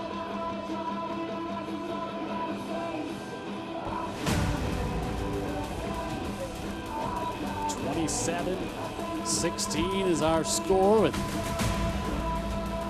UMS extending the lead.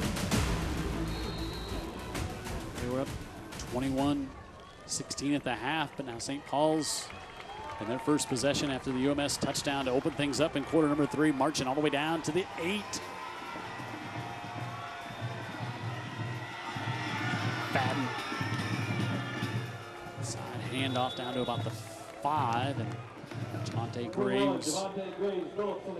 Phillips will pick up 3 here, bring up second and goal.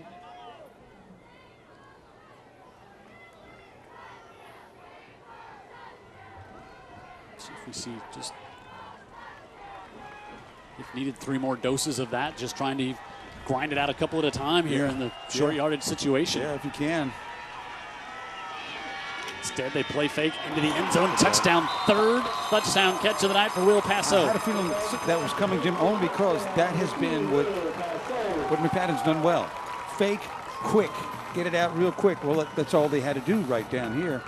Passo finds a one-on-one. Understand, Passo, a very good baseball player. And what a great game. Saints are back in it now for sure, 27-22, and let's see if they don't go for 2. Yeah, they're going to go for 2 to try to cut it to 3.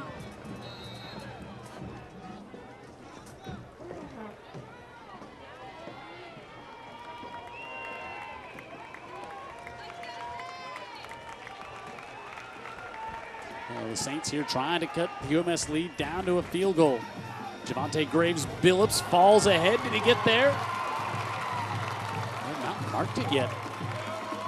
UMS saying no. St. Paul's saying yes. The officials say no. Wow, looked like he fell and got close to the goal line, but nothing doing. So each team with a failed 2-point conversion. Officials with a good spot there. His hip was down before he got there. Looks like his hip's on the ground. Great work. They got it right. Yeah. Great work by our camera crew as well.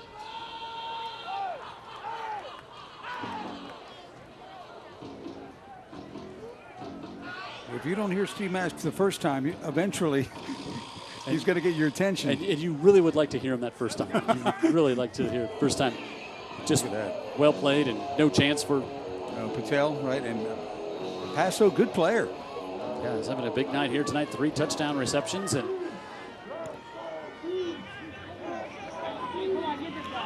Edwin White up at the 6, right up the middle. Edwin White all the way across the 35 out to about the 38-yard line. My goodness, you got to fix that if you're St. Paul's. They're just giving away yardage on these kickoffs. Now, White's a terrific athlete heading to the University of Tennessee, but the kickers are doing a good job kicking them back inside the 5. 100% agree. 3 minutes, 17 seconds. That was fun to watch, isn't he? 8-play, 62-yard drive, capped off by Passo's scores. Our BLP Mobile Paints school colors can. You see all the masks on there, and a good job of announcements on social distancing here tonight. Stafford back in the game, pressure coming.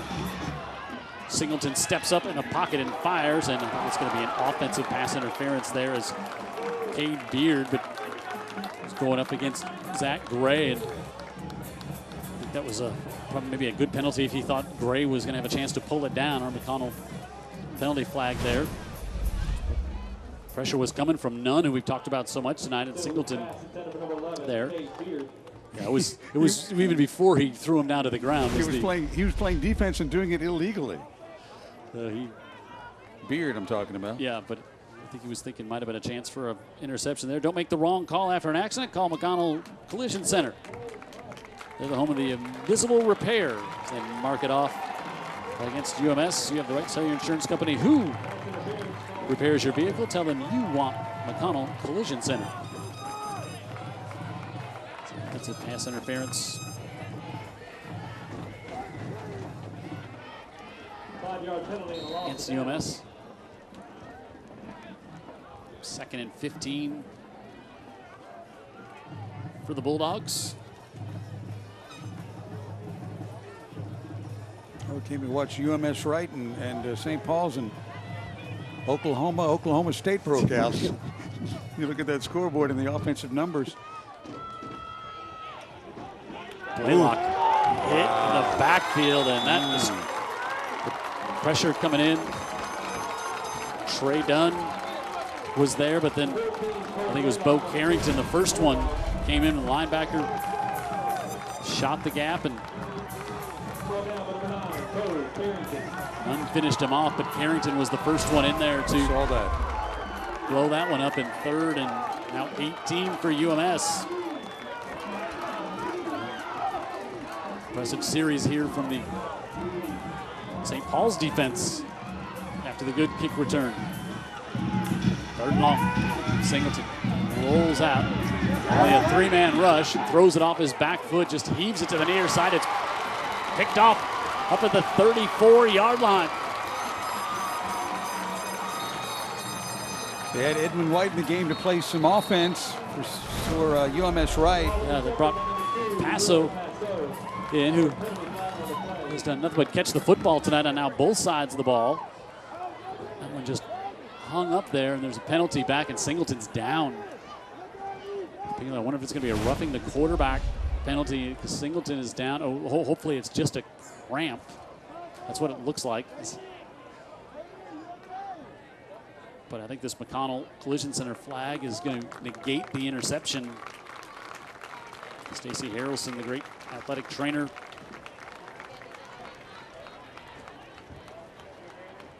for UMS out there. Singleton will come out for a play. Well, that's a costly penalty. Oh my goodness, because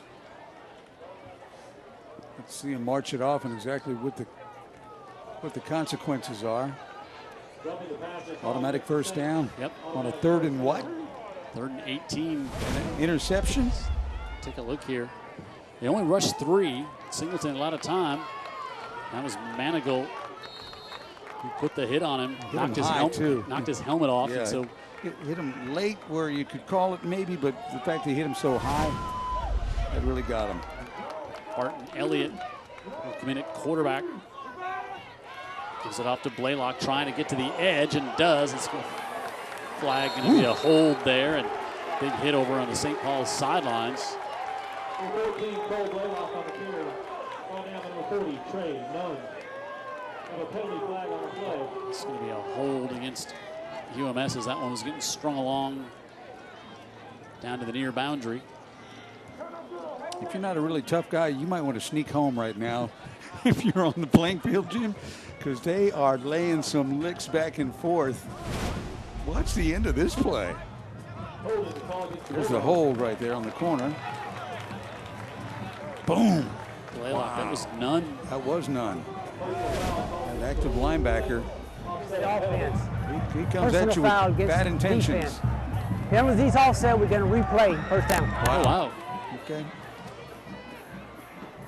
Replay first down. So they did throw a flag over. Didn't see him throw the flag on the sideline on the hit.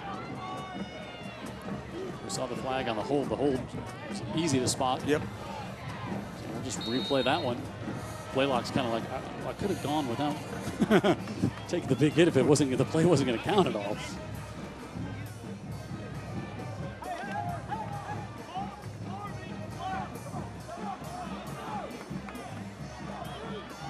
Roberson, the junior, touchdown catch in the first half.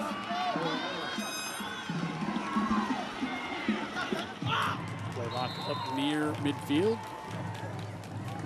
Ooh, the lineman got rolled up on. UMS-Wright lineman is down. Blaylock right away checked back on him when he got up after the gain, and this looks pretty tough. Will Pappas.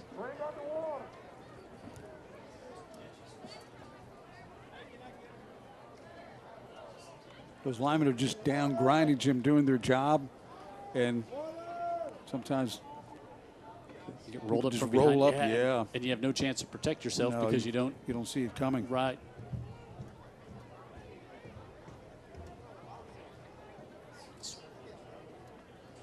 Watch here. Pappas is right in the center of the screen, just about right there, and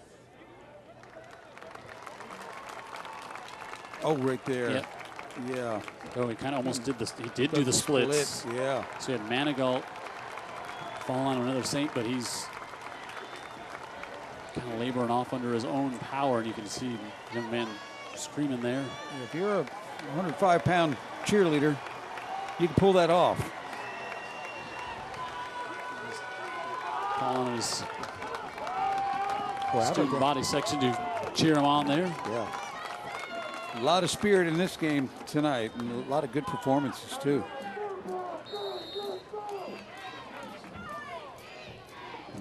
Looks like he'll be back.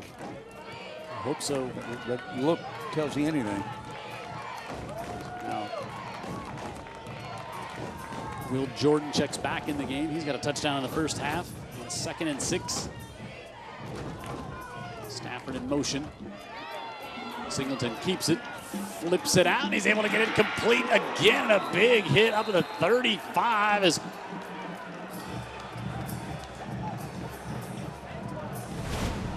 Cole Blaylock, they split him out, picks up 20. Boy, this looked like a high hit at the end of the play as well. Yeah, watch that's here. what Blaylock was saying.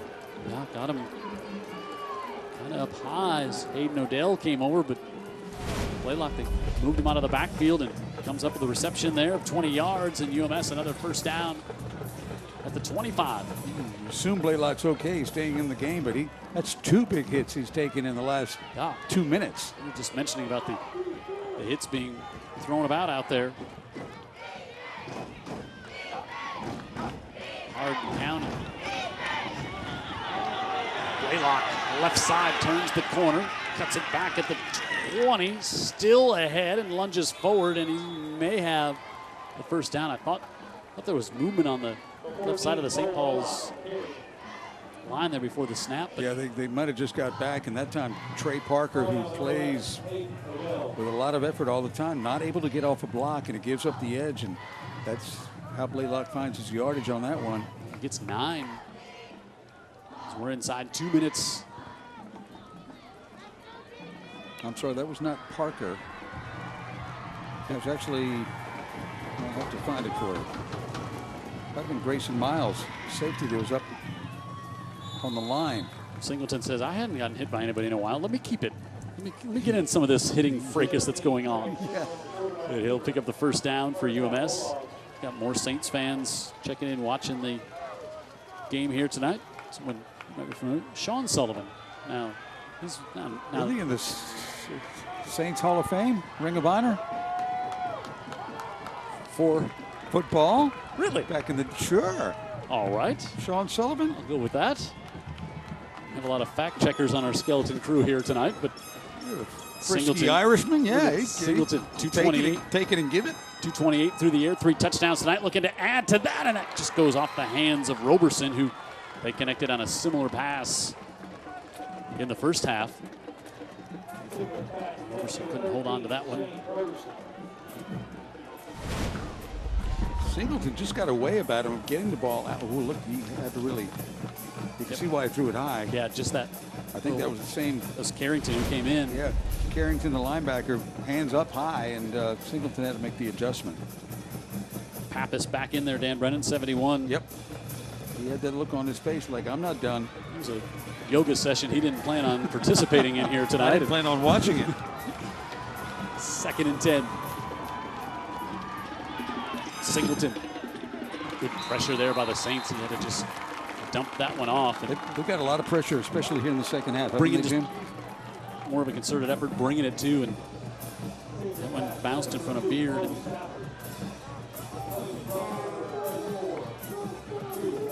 3rd and 10. Pace not as fast in the second half of this game as it was in the first half. No, it's not.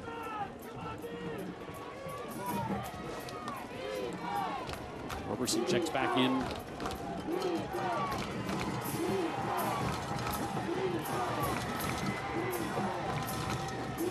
Taylor over, helping to block from the defensive side too. Singleton fires that one high and it's broken up. Good coverage back there by the Saints, and Mason Nix now what dropping do you do, back Jim? from his linebacker spot and went behind Stafford. Yep. So well, it's a 5-point game. You get Hunt's got a great leg. He's made a lot of big kicks for this team. You get it here, you get it up to 8, which makes you feel a lot better because you have a feeling there's going to be more scoring in the final 12 minutes here. Yeah. It's going to be a 30-yard attempt. They're going to have to hurry because play clock is down to 5. They get it off. And the kick is good. I thought we had a whistle before. No, kick is good. All right. 30-yard field goal for Philip Hunt. He is 4 for 4 on the year now. Almost matches as long. He had a 31-yarder 2 weeks ago. So now you build it up to an 8-point lead as UMS builds their lead. Well, we got a second. I want to say hello to Robert Cook watching the game tonight on UTV 44, and his wife Shannon feels better soon. And Robert, always a big fan of high school football, and was going to grill a steak and watch UMS and St. Paul's tonight here on UTV 44. I've heard nothing but wonderful things about that young guy, and I hope he and his family are doing well. I haven't even brought up the fact he's the all-time leader in holding penalties called against him in St. Paul's history. Robert? Yes, I didn't. I wasn't going to bring that up, but needed to fill another 5 seconds, and now we. So he's not going to replace Sean Sullivan in the Ring of Honor anytime soon, I guess. He also was the only player to play center and quarterback in the same game. Quite an athlete. Or a confused coaching staff. Kick it back to Gray at the 10. Gray, look at the stutter step there. Still on his feet. Out to the 20 before he's finally brought down. I'll mark him all the way up to about the 23, maybe 24. With his forward progress there.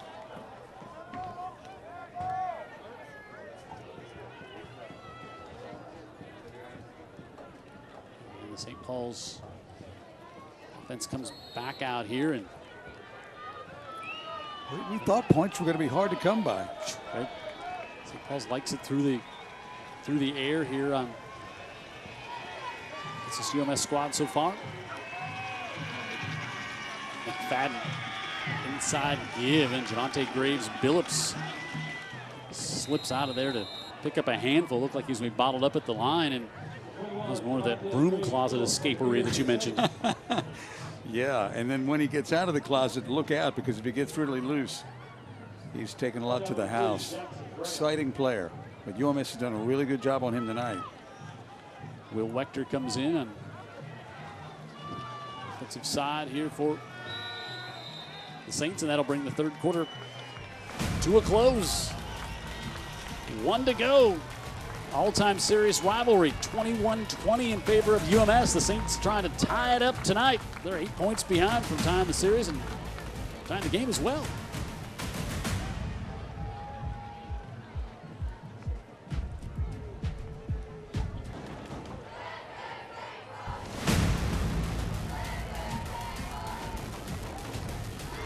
Jim Cox, Dan Brennan, our entire UTV 44 crew, including our statistician David Sharp and Jared Kihas down in the truck. Is 2nd and 5 for McFadden and the Saints. Javante Graves, Billups. Ooh, you heard that one at the end to the 32. Line 3rd and short coming up here for the Saints as we're just underway in the 4th quarter. 2 top-ranked teams in 5A. UMS-Wright number 8, St. Paul's number 3. McFadden very efficient tonight. 3 touchdowns, 9 of 12 for 122 yards. And he's looked good throwing it. I agree. Played behind Jay Green for a few years and finally gets his chance as a senior. 3rd and short, quick out on the far side again. UMS trying to jump the route, but is able to go to Paso. And so depends where they mark it, Jim. Yeah. Really close. He can throw that quick out. This time UMS-Wright is looking for it. Spins it in there. I think if they mark it correctly, he's going to have it, but I don't know. Yep, moving the sticks, yeah. Patel was over there with a good coverage. Oh, yeah. Paso got good awareness by Paso to get to the sticks as well. I don't think it was a linebacker that flashed in, too. Almost knocked it down.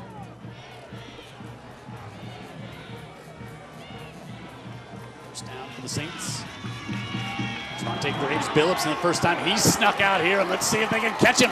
Inside the 40, the 30, puts on the brakes in the sidelines, gets thrown down by the back of the helmet at the 15.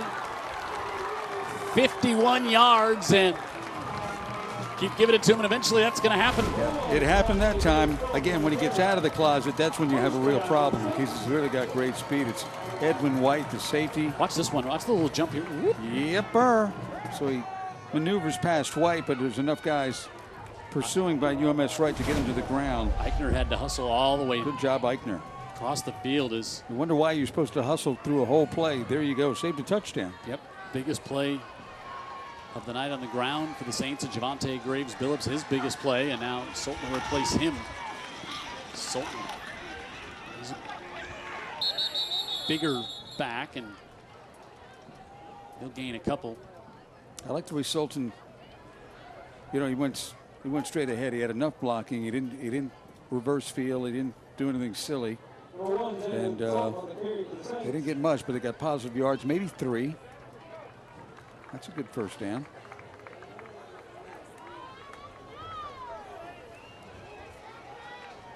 Watch him lift up and throw a quick one, Jim. That's what I'm feeling here. Wechter checks in as well. Low snap. Javante Graves Billups back on the right side. He's trying to get to the corner, and he dives, and he's got it for the touchdown. Yeah, he's feeling it now. An exciting 11-yard, maybe a 12-yard run, and he just needs space. Even if it's not where the play was intended to go, it doesn't matter, right? He's got the vision, and he's got the speed and quickness. Wow, that ball was snapped on the ground, too.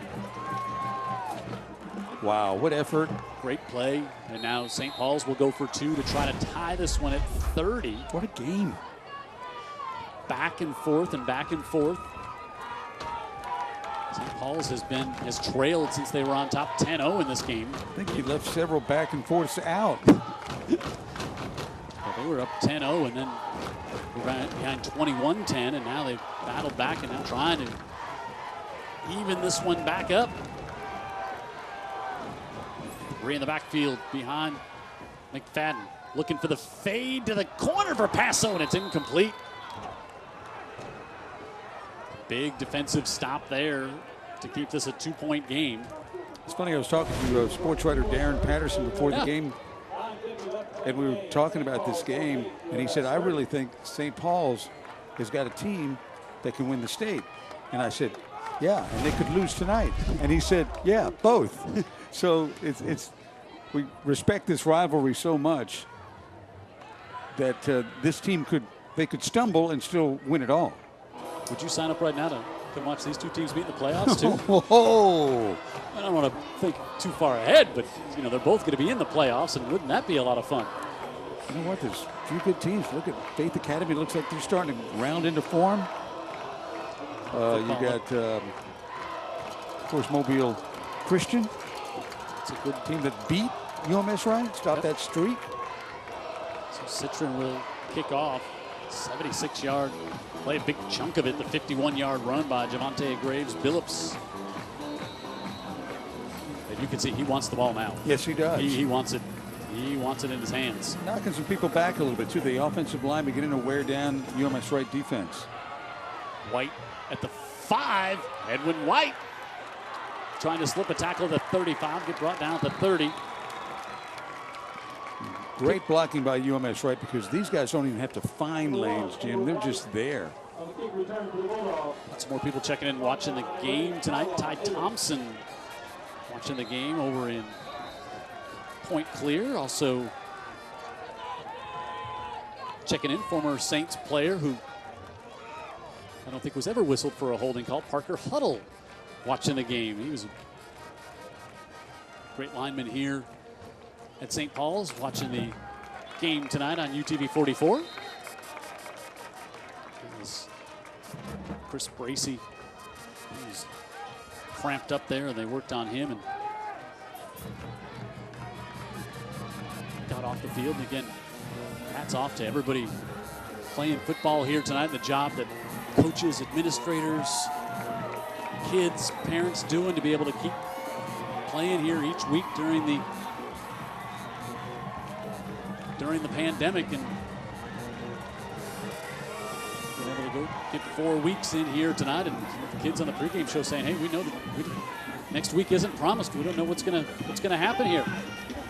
Laylock, Manigault was in there to disrupt that one early, and big, good-looking athlete. Marcus Harris in there also. Loss of 1. Zach Gray, who was the player of the game, if you only count the first minute and a half, he did it all with a big kick return and an interception. They also want to, somebody else I know is watching tonight, George Crenshaw, former UMS-Wright Bulldog, recovering from knee surgery last Thursday. He's the knee up, watching the game here tonight. Singleton with trouble with that one. Ooh. Started to slip out of his hand, and then Marcus Harris was in there. Saints are showing pressure here, Jim, so Singleton knows what he wants to do. Yeah. But the pressure actually pushed the blocker back into the quarterback.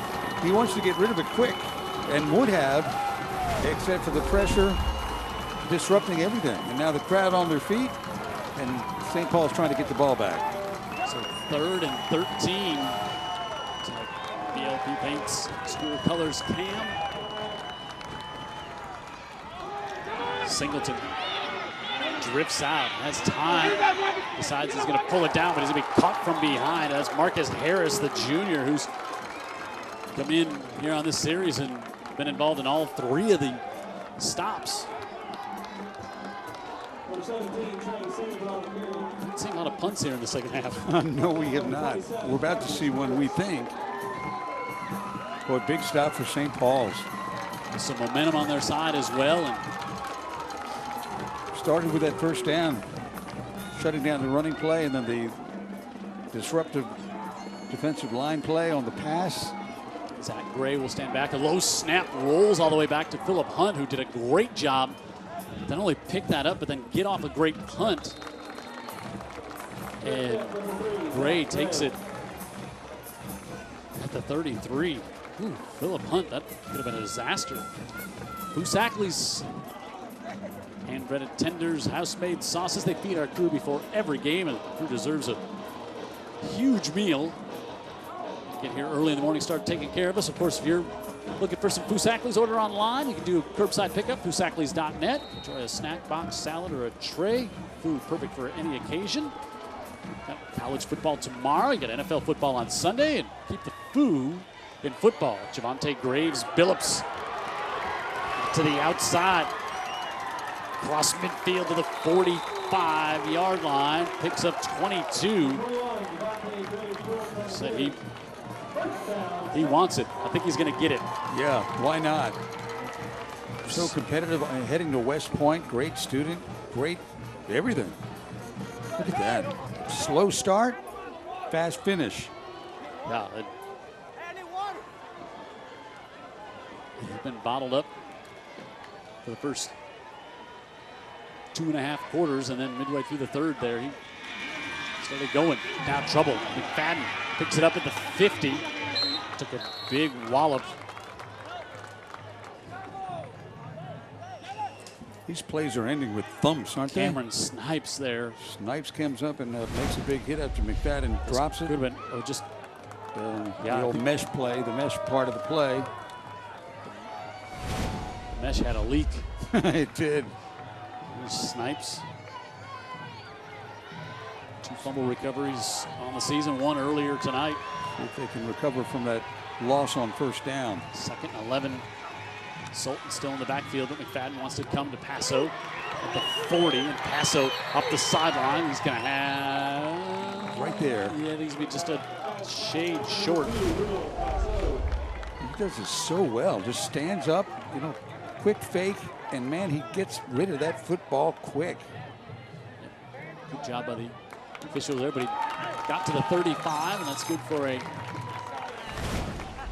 I thought they said first. Yeah, good spot. Yep, first down. 6:16 to go. I think we'll get a heat timeout here. St. Paul's trailing by 2, but they got the momentum, and they're on the move. They've got it at the UMS 35 and a first down. Coming up after this on Friday Night Rivals, the battle on Old Shell Road.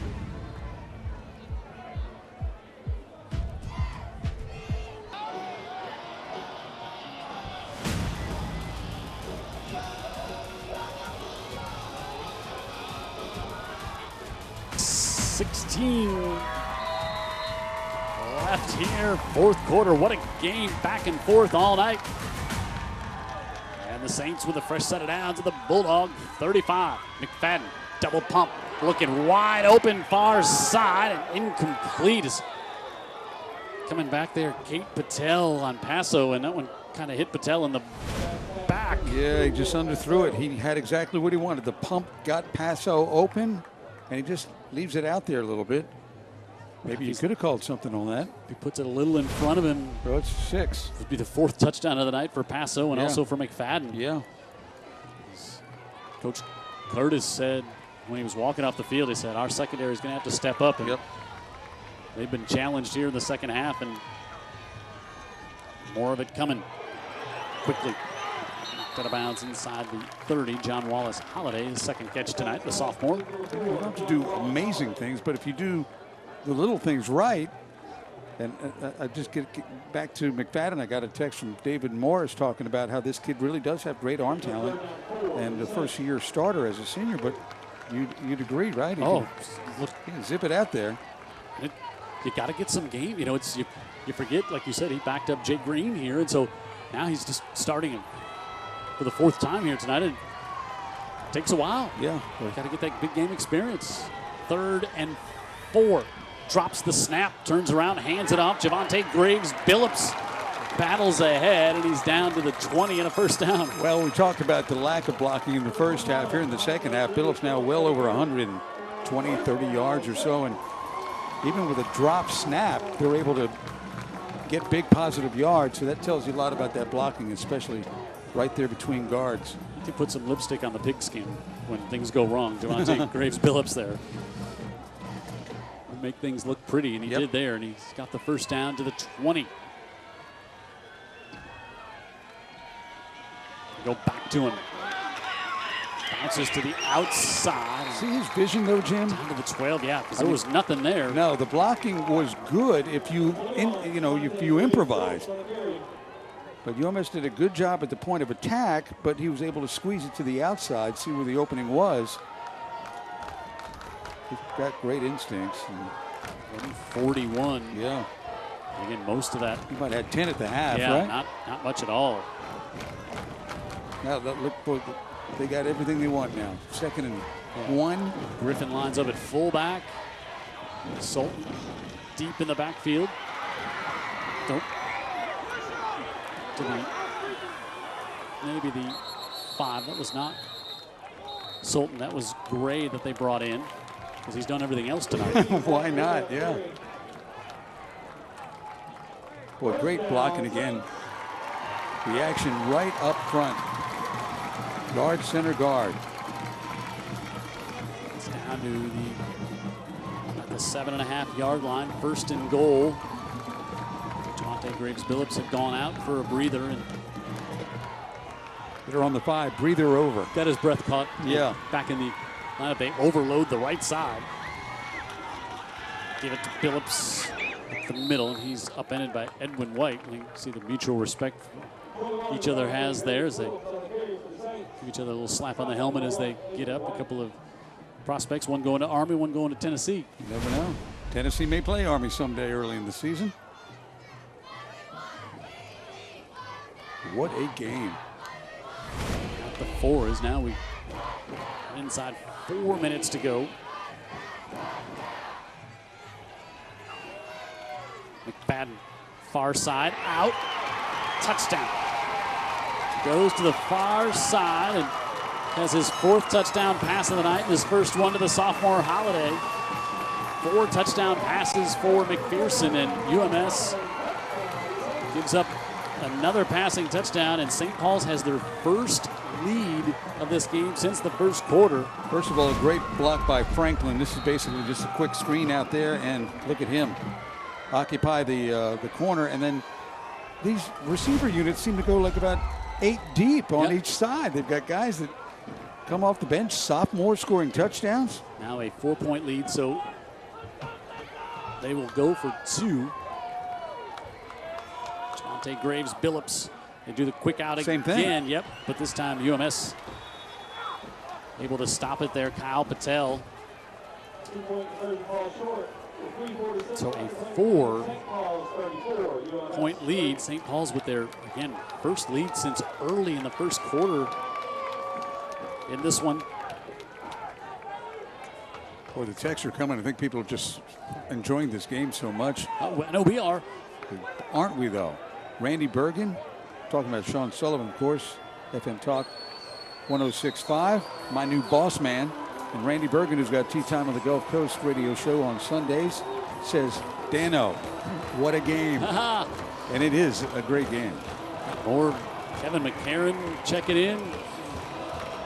Kevin's kind of a real estate. I don't know if he's watching from his place in Orange Beach or in Point Clear, one of those 2 places. Kevin McCarron's watching the game, but he's enjoying this one as well. This one a little shorter. White takes it at the 10. And special teams stepping up here for St. Paul's in the second half, and they shut that one down.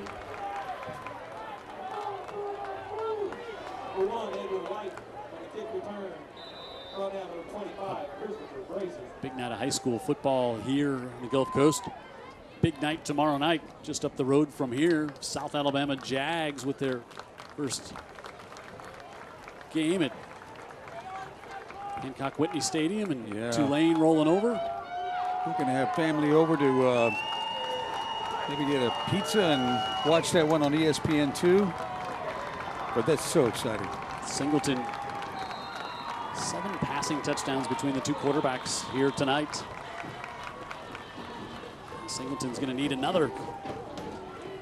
If his team is going to come up with a victory here tonight. This guy's ever come across a fight he didn't want to be in, so let's watch him closely. And 1 touchdown pass by each quarterback still might not be enough. Singleton rolling out, pressure coming on. Bo Carrington seemed like such a sweet young man on the pregame show. And those 2 were the guests in the pregame show, and Carrington with a big hit. Manigault there as well. Carrington. There's Turnip Seed on the pregame show. That's right.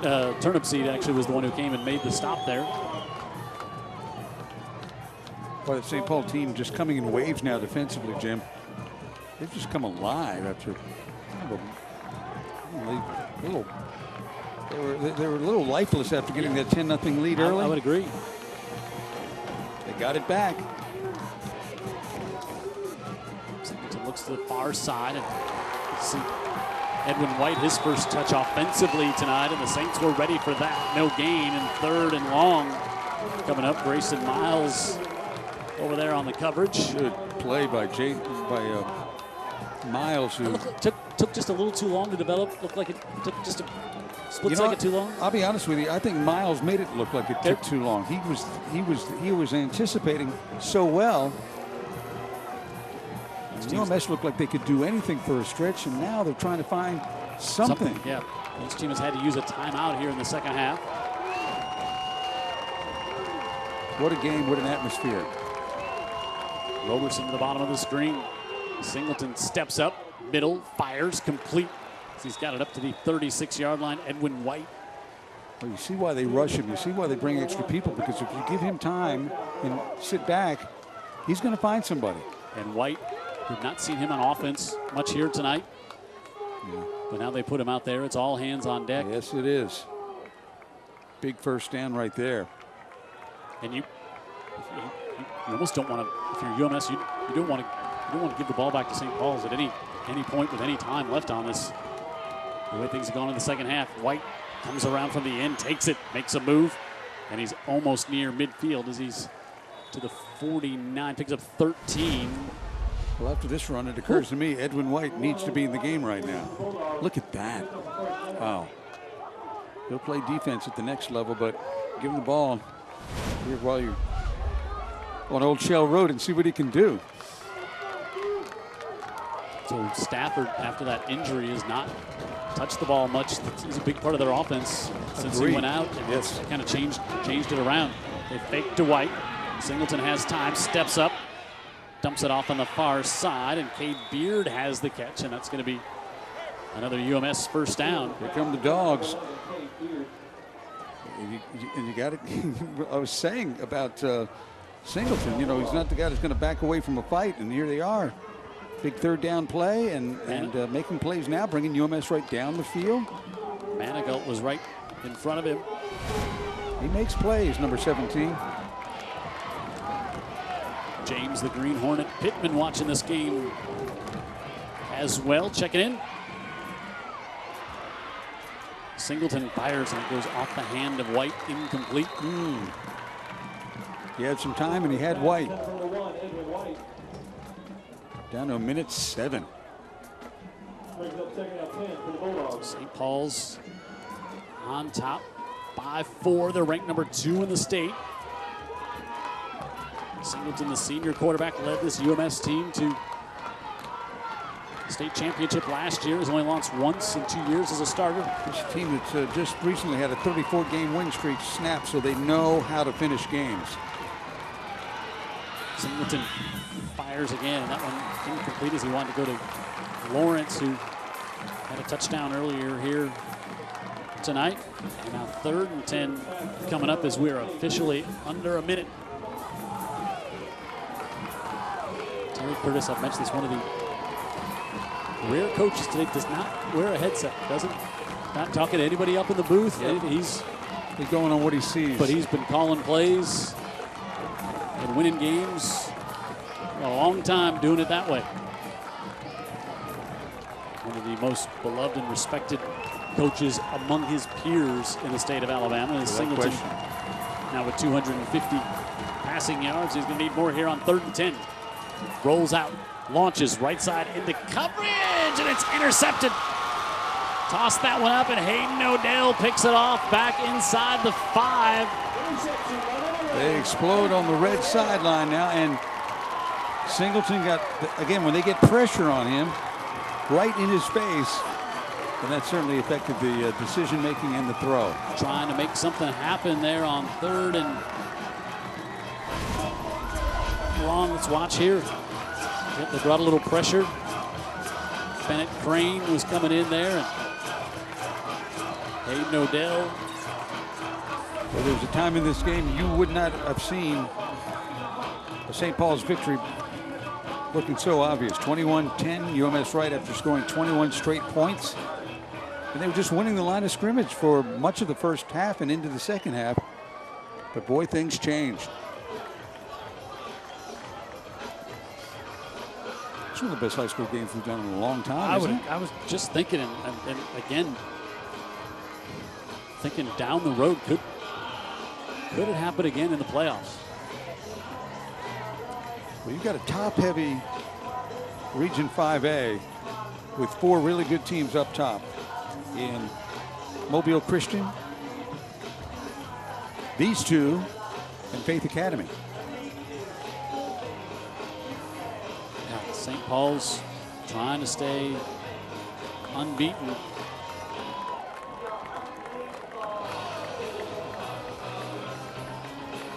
My buddy Greg Marshall from Pods. What a game. Go UMS. He's down watching it down on Dog River. Really good guy. Just the text coming in showing you how the people from Orange Beach, Dog River, Saraland, all over watching the game here tonight is McFadden trying to just push ahead a little. You know, I guess they'll be calculating these numbers, but the numbers this year for high school football, the audience numbers have got to be through the roof because of all that's going on. People are starving for these sort of things. Yep. Be able to be at this game tonight. We're the winners.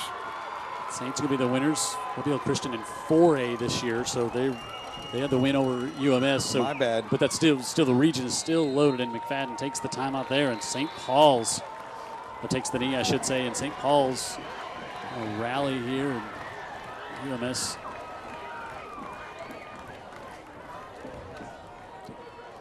Just going to take a timeout.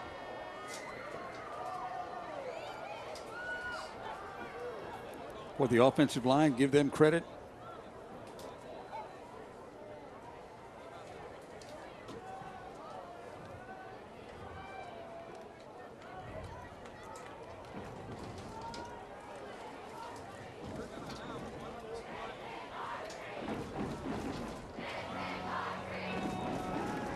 You know, I wonder.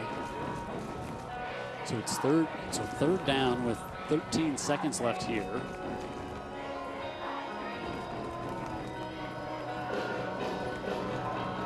So UMS has one timeout, so they're gonna, if they don't get a first down here, obviously they'll take the timeout and try to make them punt. Which, unless you can snap it to Deion Sanders, I don't know what you do. You really, you know, can somebody run around for 13 seconds near his own goal line? I doubt that. So remember,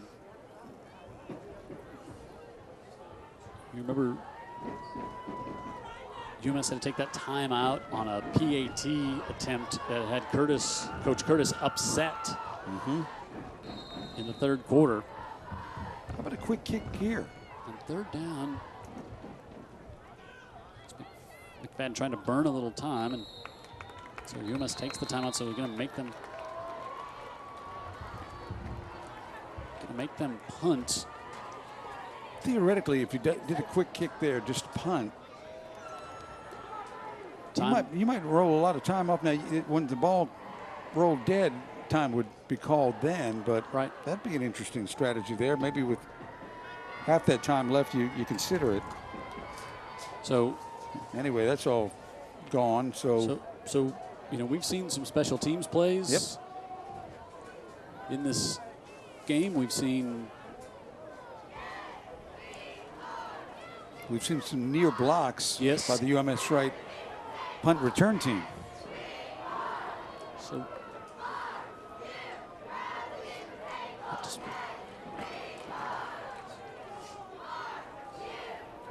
7.6 seconds there. Jake Koziel, the defensive coordinator. Great guy he is.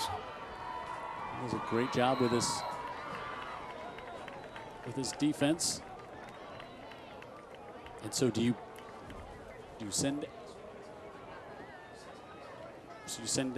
everybody and leave White just back by himself, the punt returner?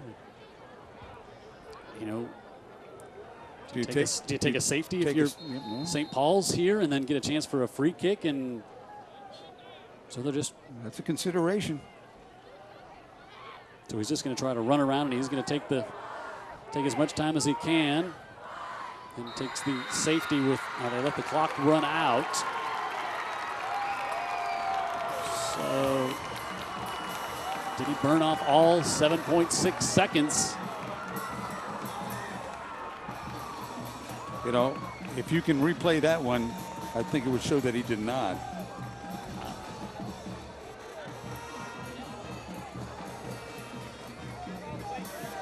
So if they will they put a little time on the clock here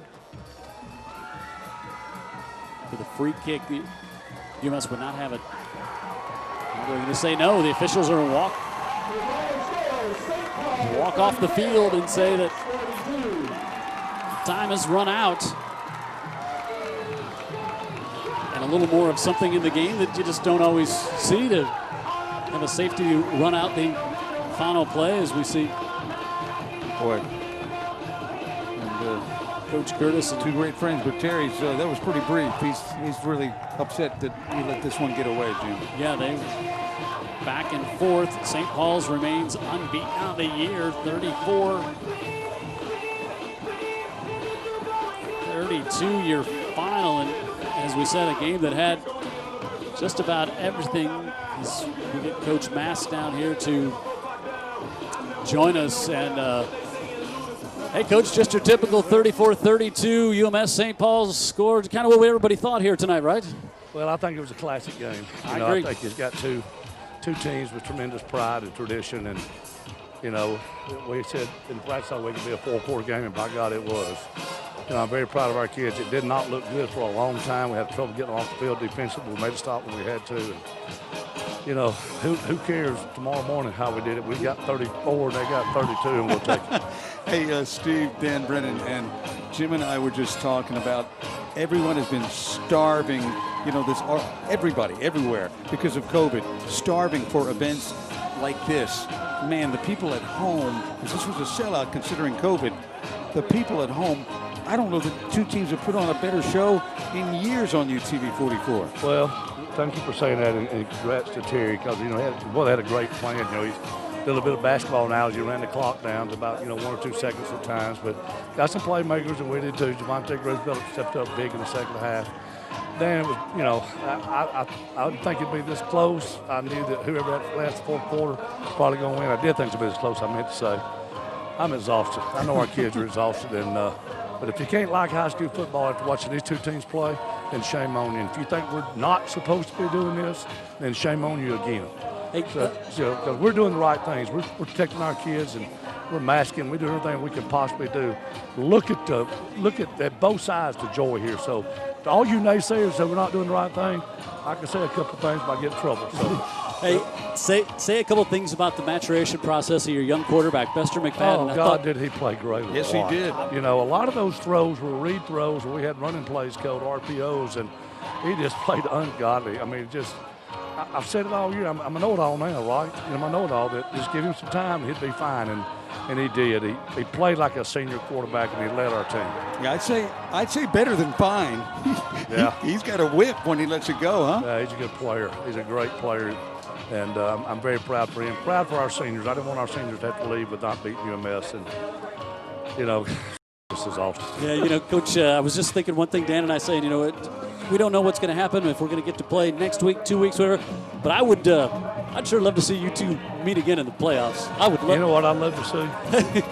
A frosted Coors Light right now. I don't know why I ain't supposed to say that on the air, but you know, it is Mobile after all. All right, you earned it, my friend. Congratulations on the win. Congratulations to the Saints. Too late to delete that, isn't it? Too late for the not too late for this. Congratulations on the win. Enjoy it with the team. Stay safe and keep keeping your team and the Saints safe, Coach. Thanks for y'all for being here. Appreciate you. All right, bye. You know, the home of Mardi Gras, a frosted Coors Light is always within reach. And it's not going to stand a chance when it gets within reach. So what a game. We talked about it. I mean, what an exciting game here tonight. Great game by both teams. I think for UMS, you feel like you let one get away.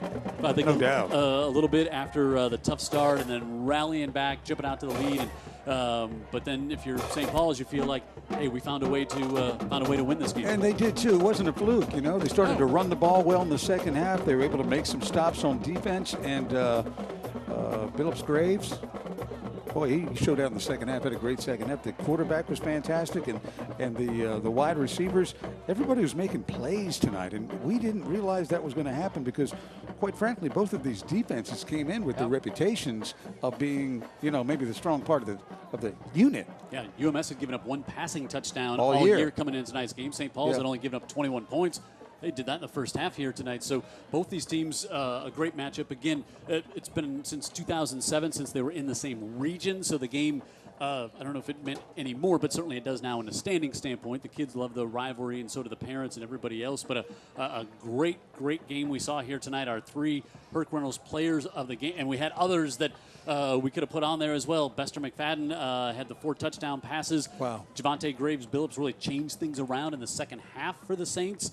Will Passo had 3 touchdown receptions. He could be on there. Trey Singleton had a big night, over 250 passing yards for UMS. We didn't have to limit it here tonight, but those are our 3 players of the game. Go to utv44.com, and you'll be able to vote on the player of the game tonight that you select, and we'll talk about it at halftime next week. By the way, if you have the Stadium channel, this game is going to be replayed tomorrow night at 6 o'clock.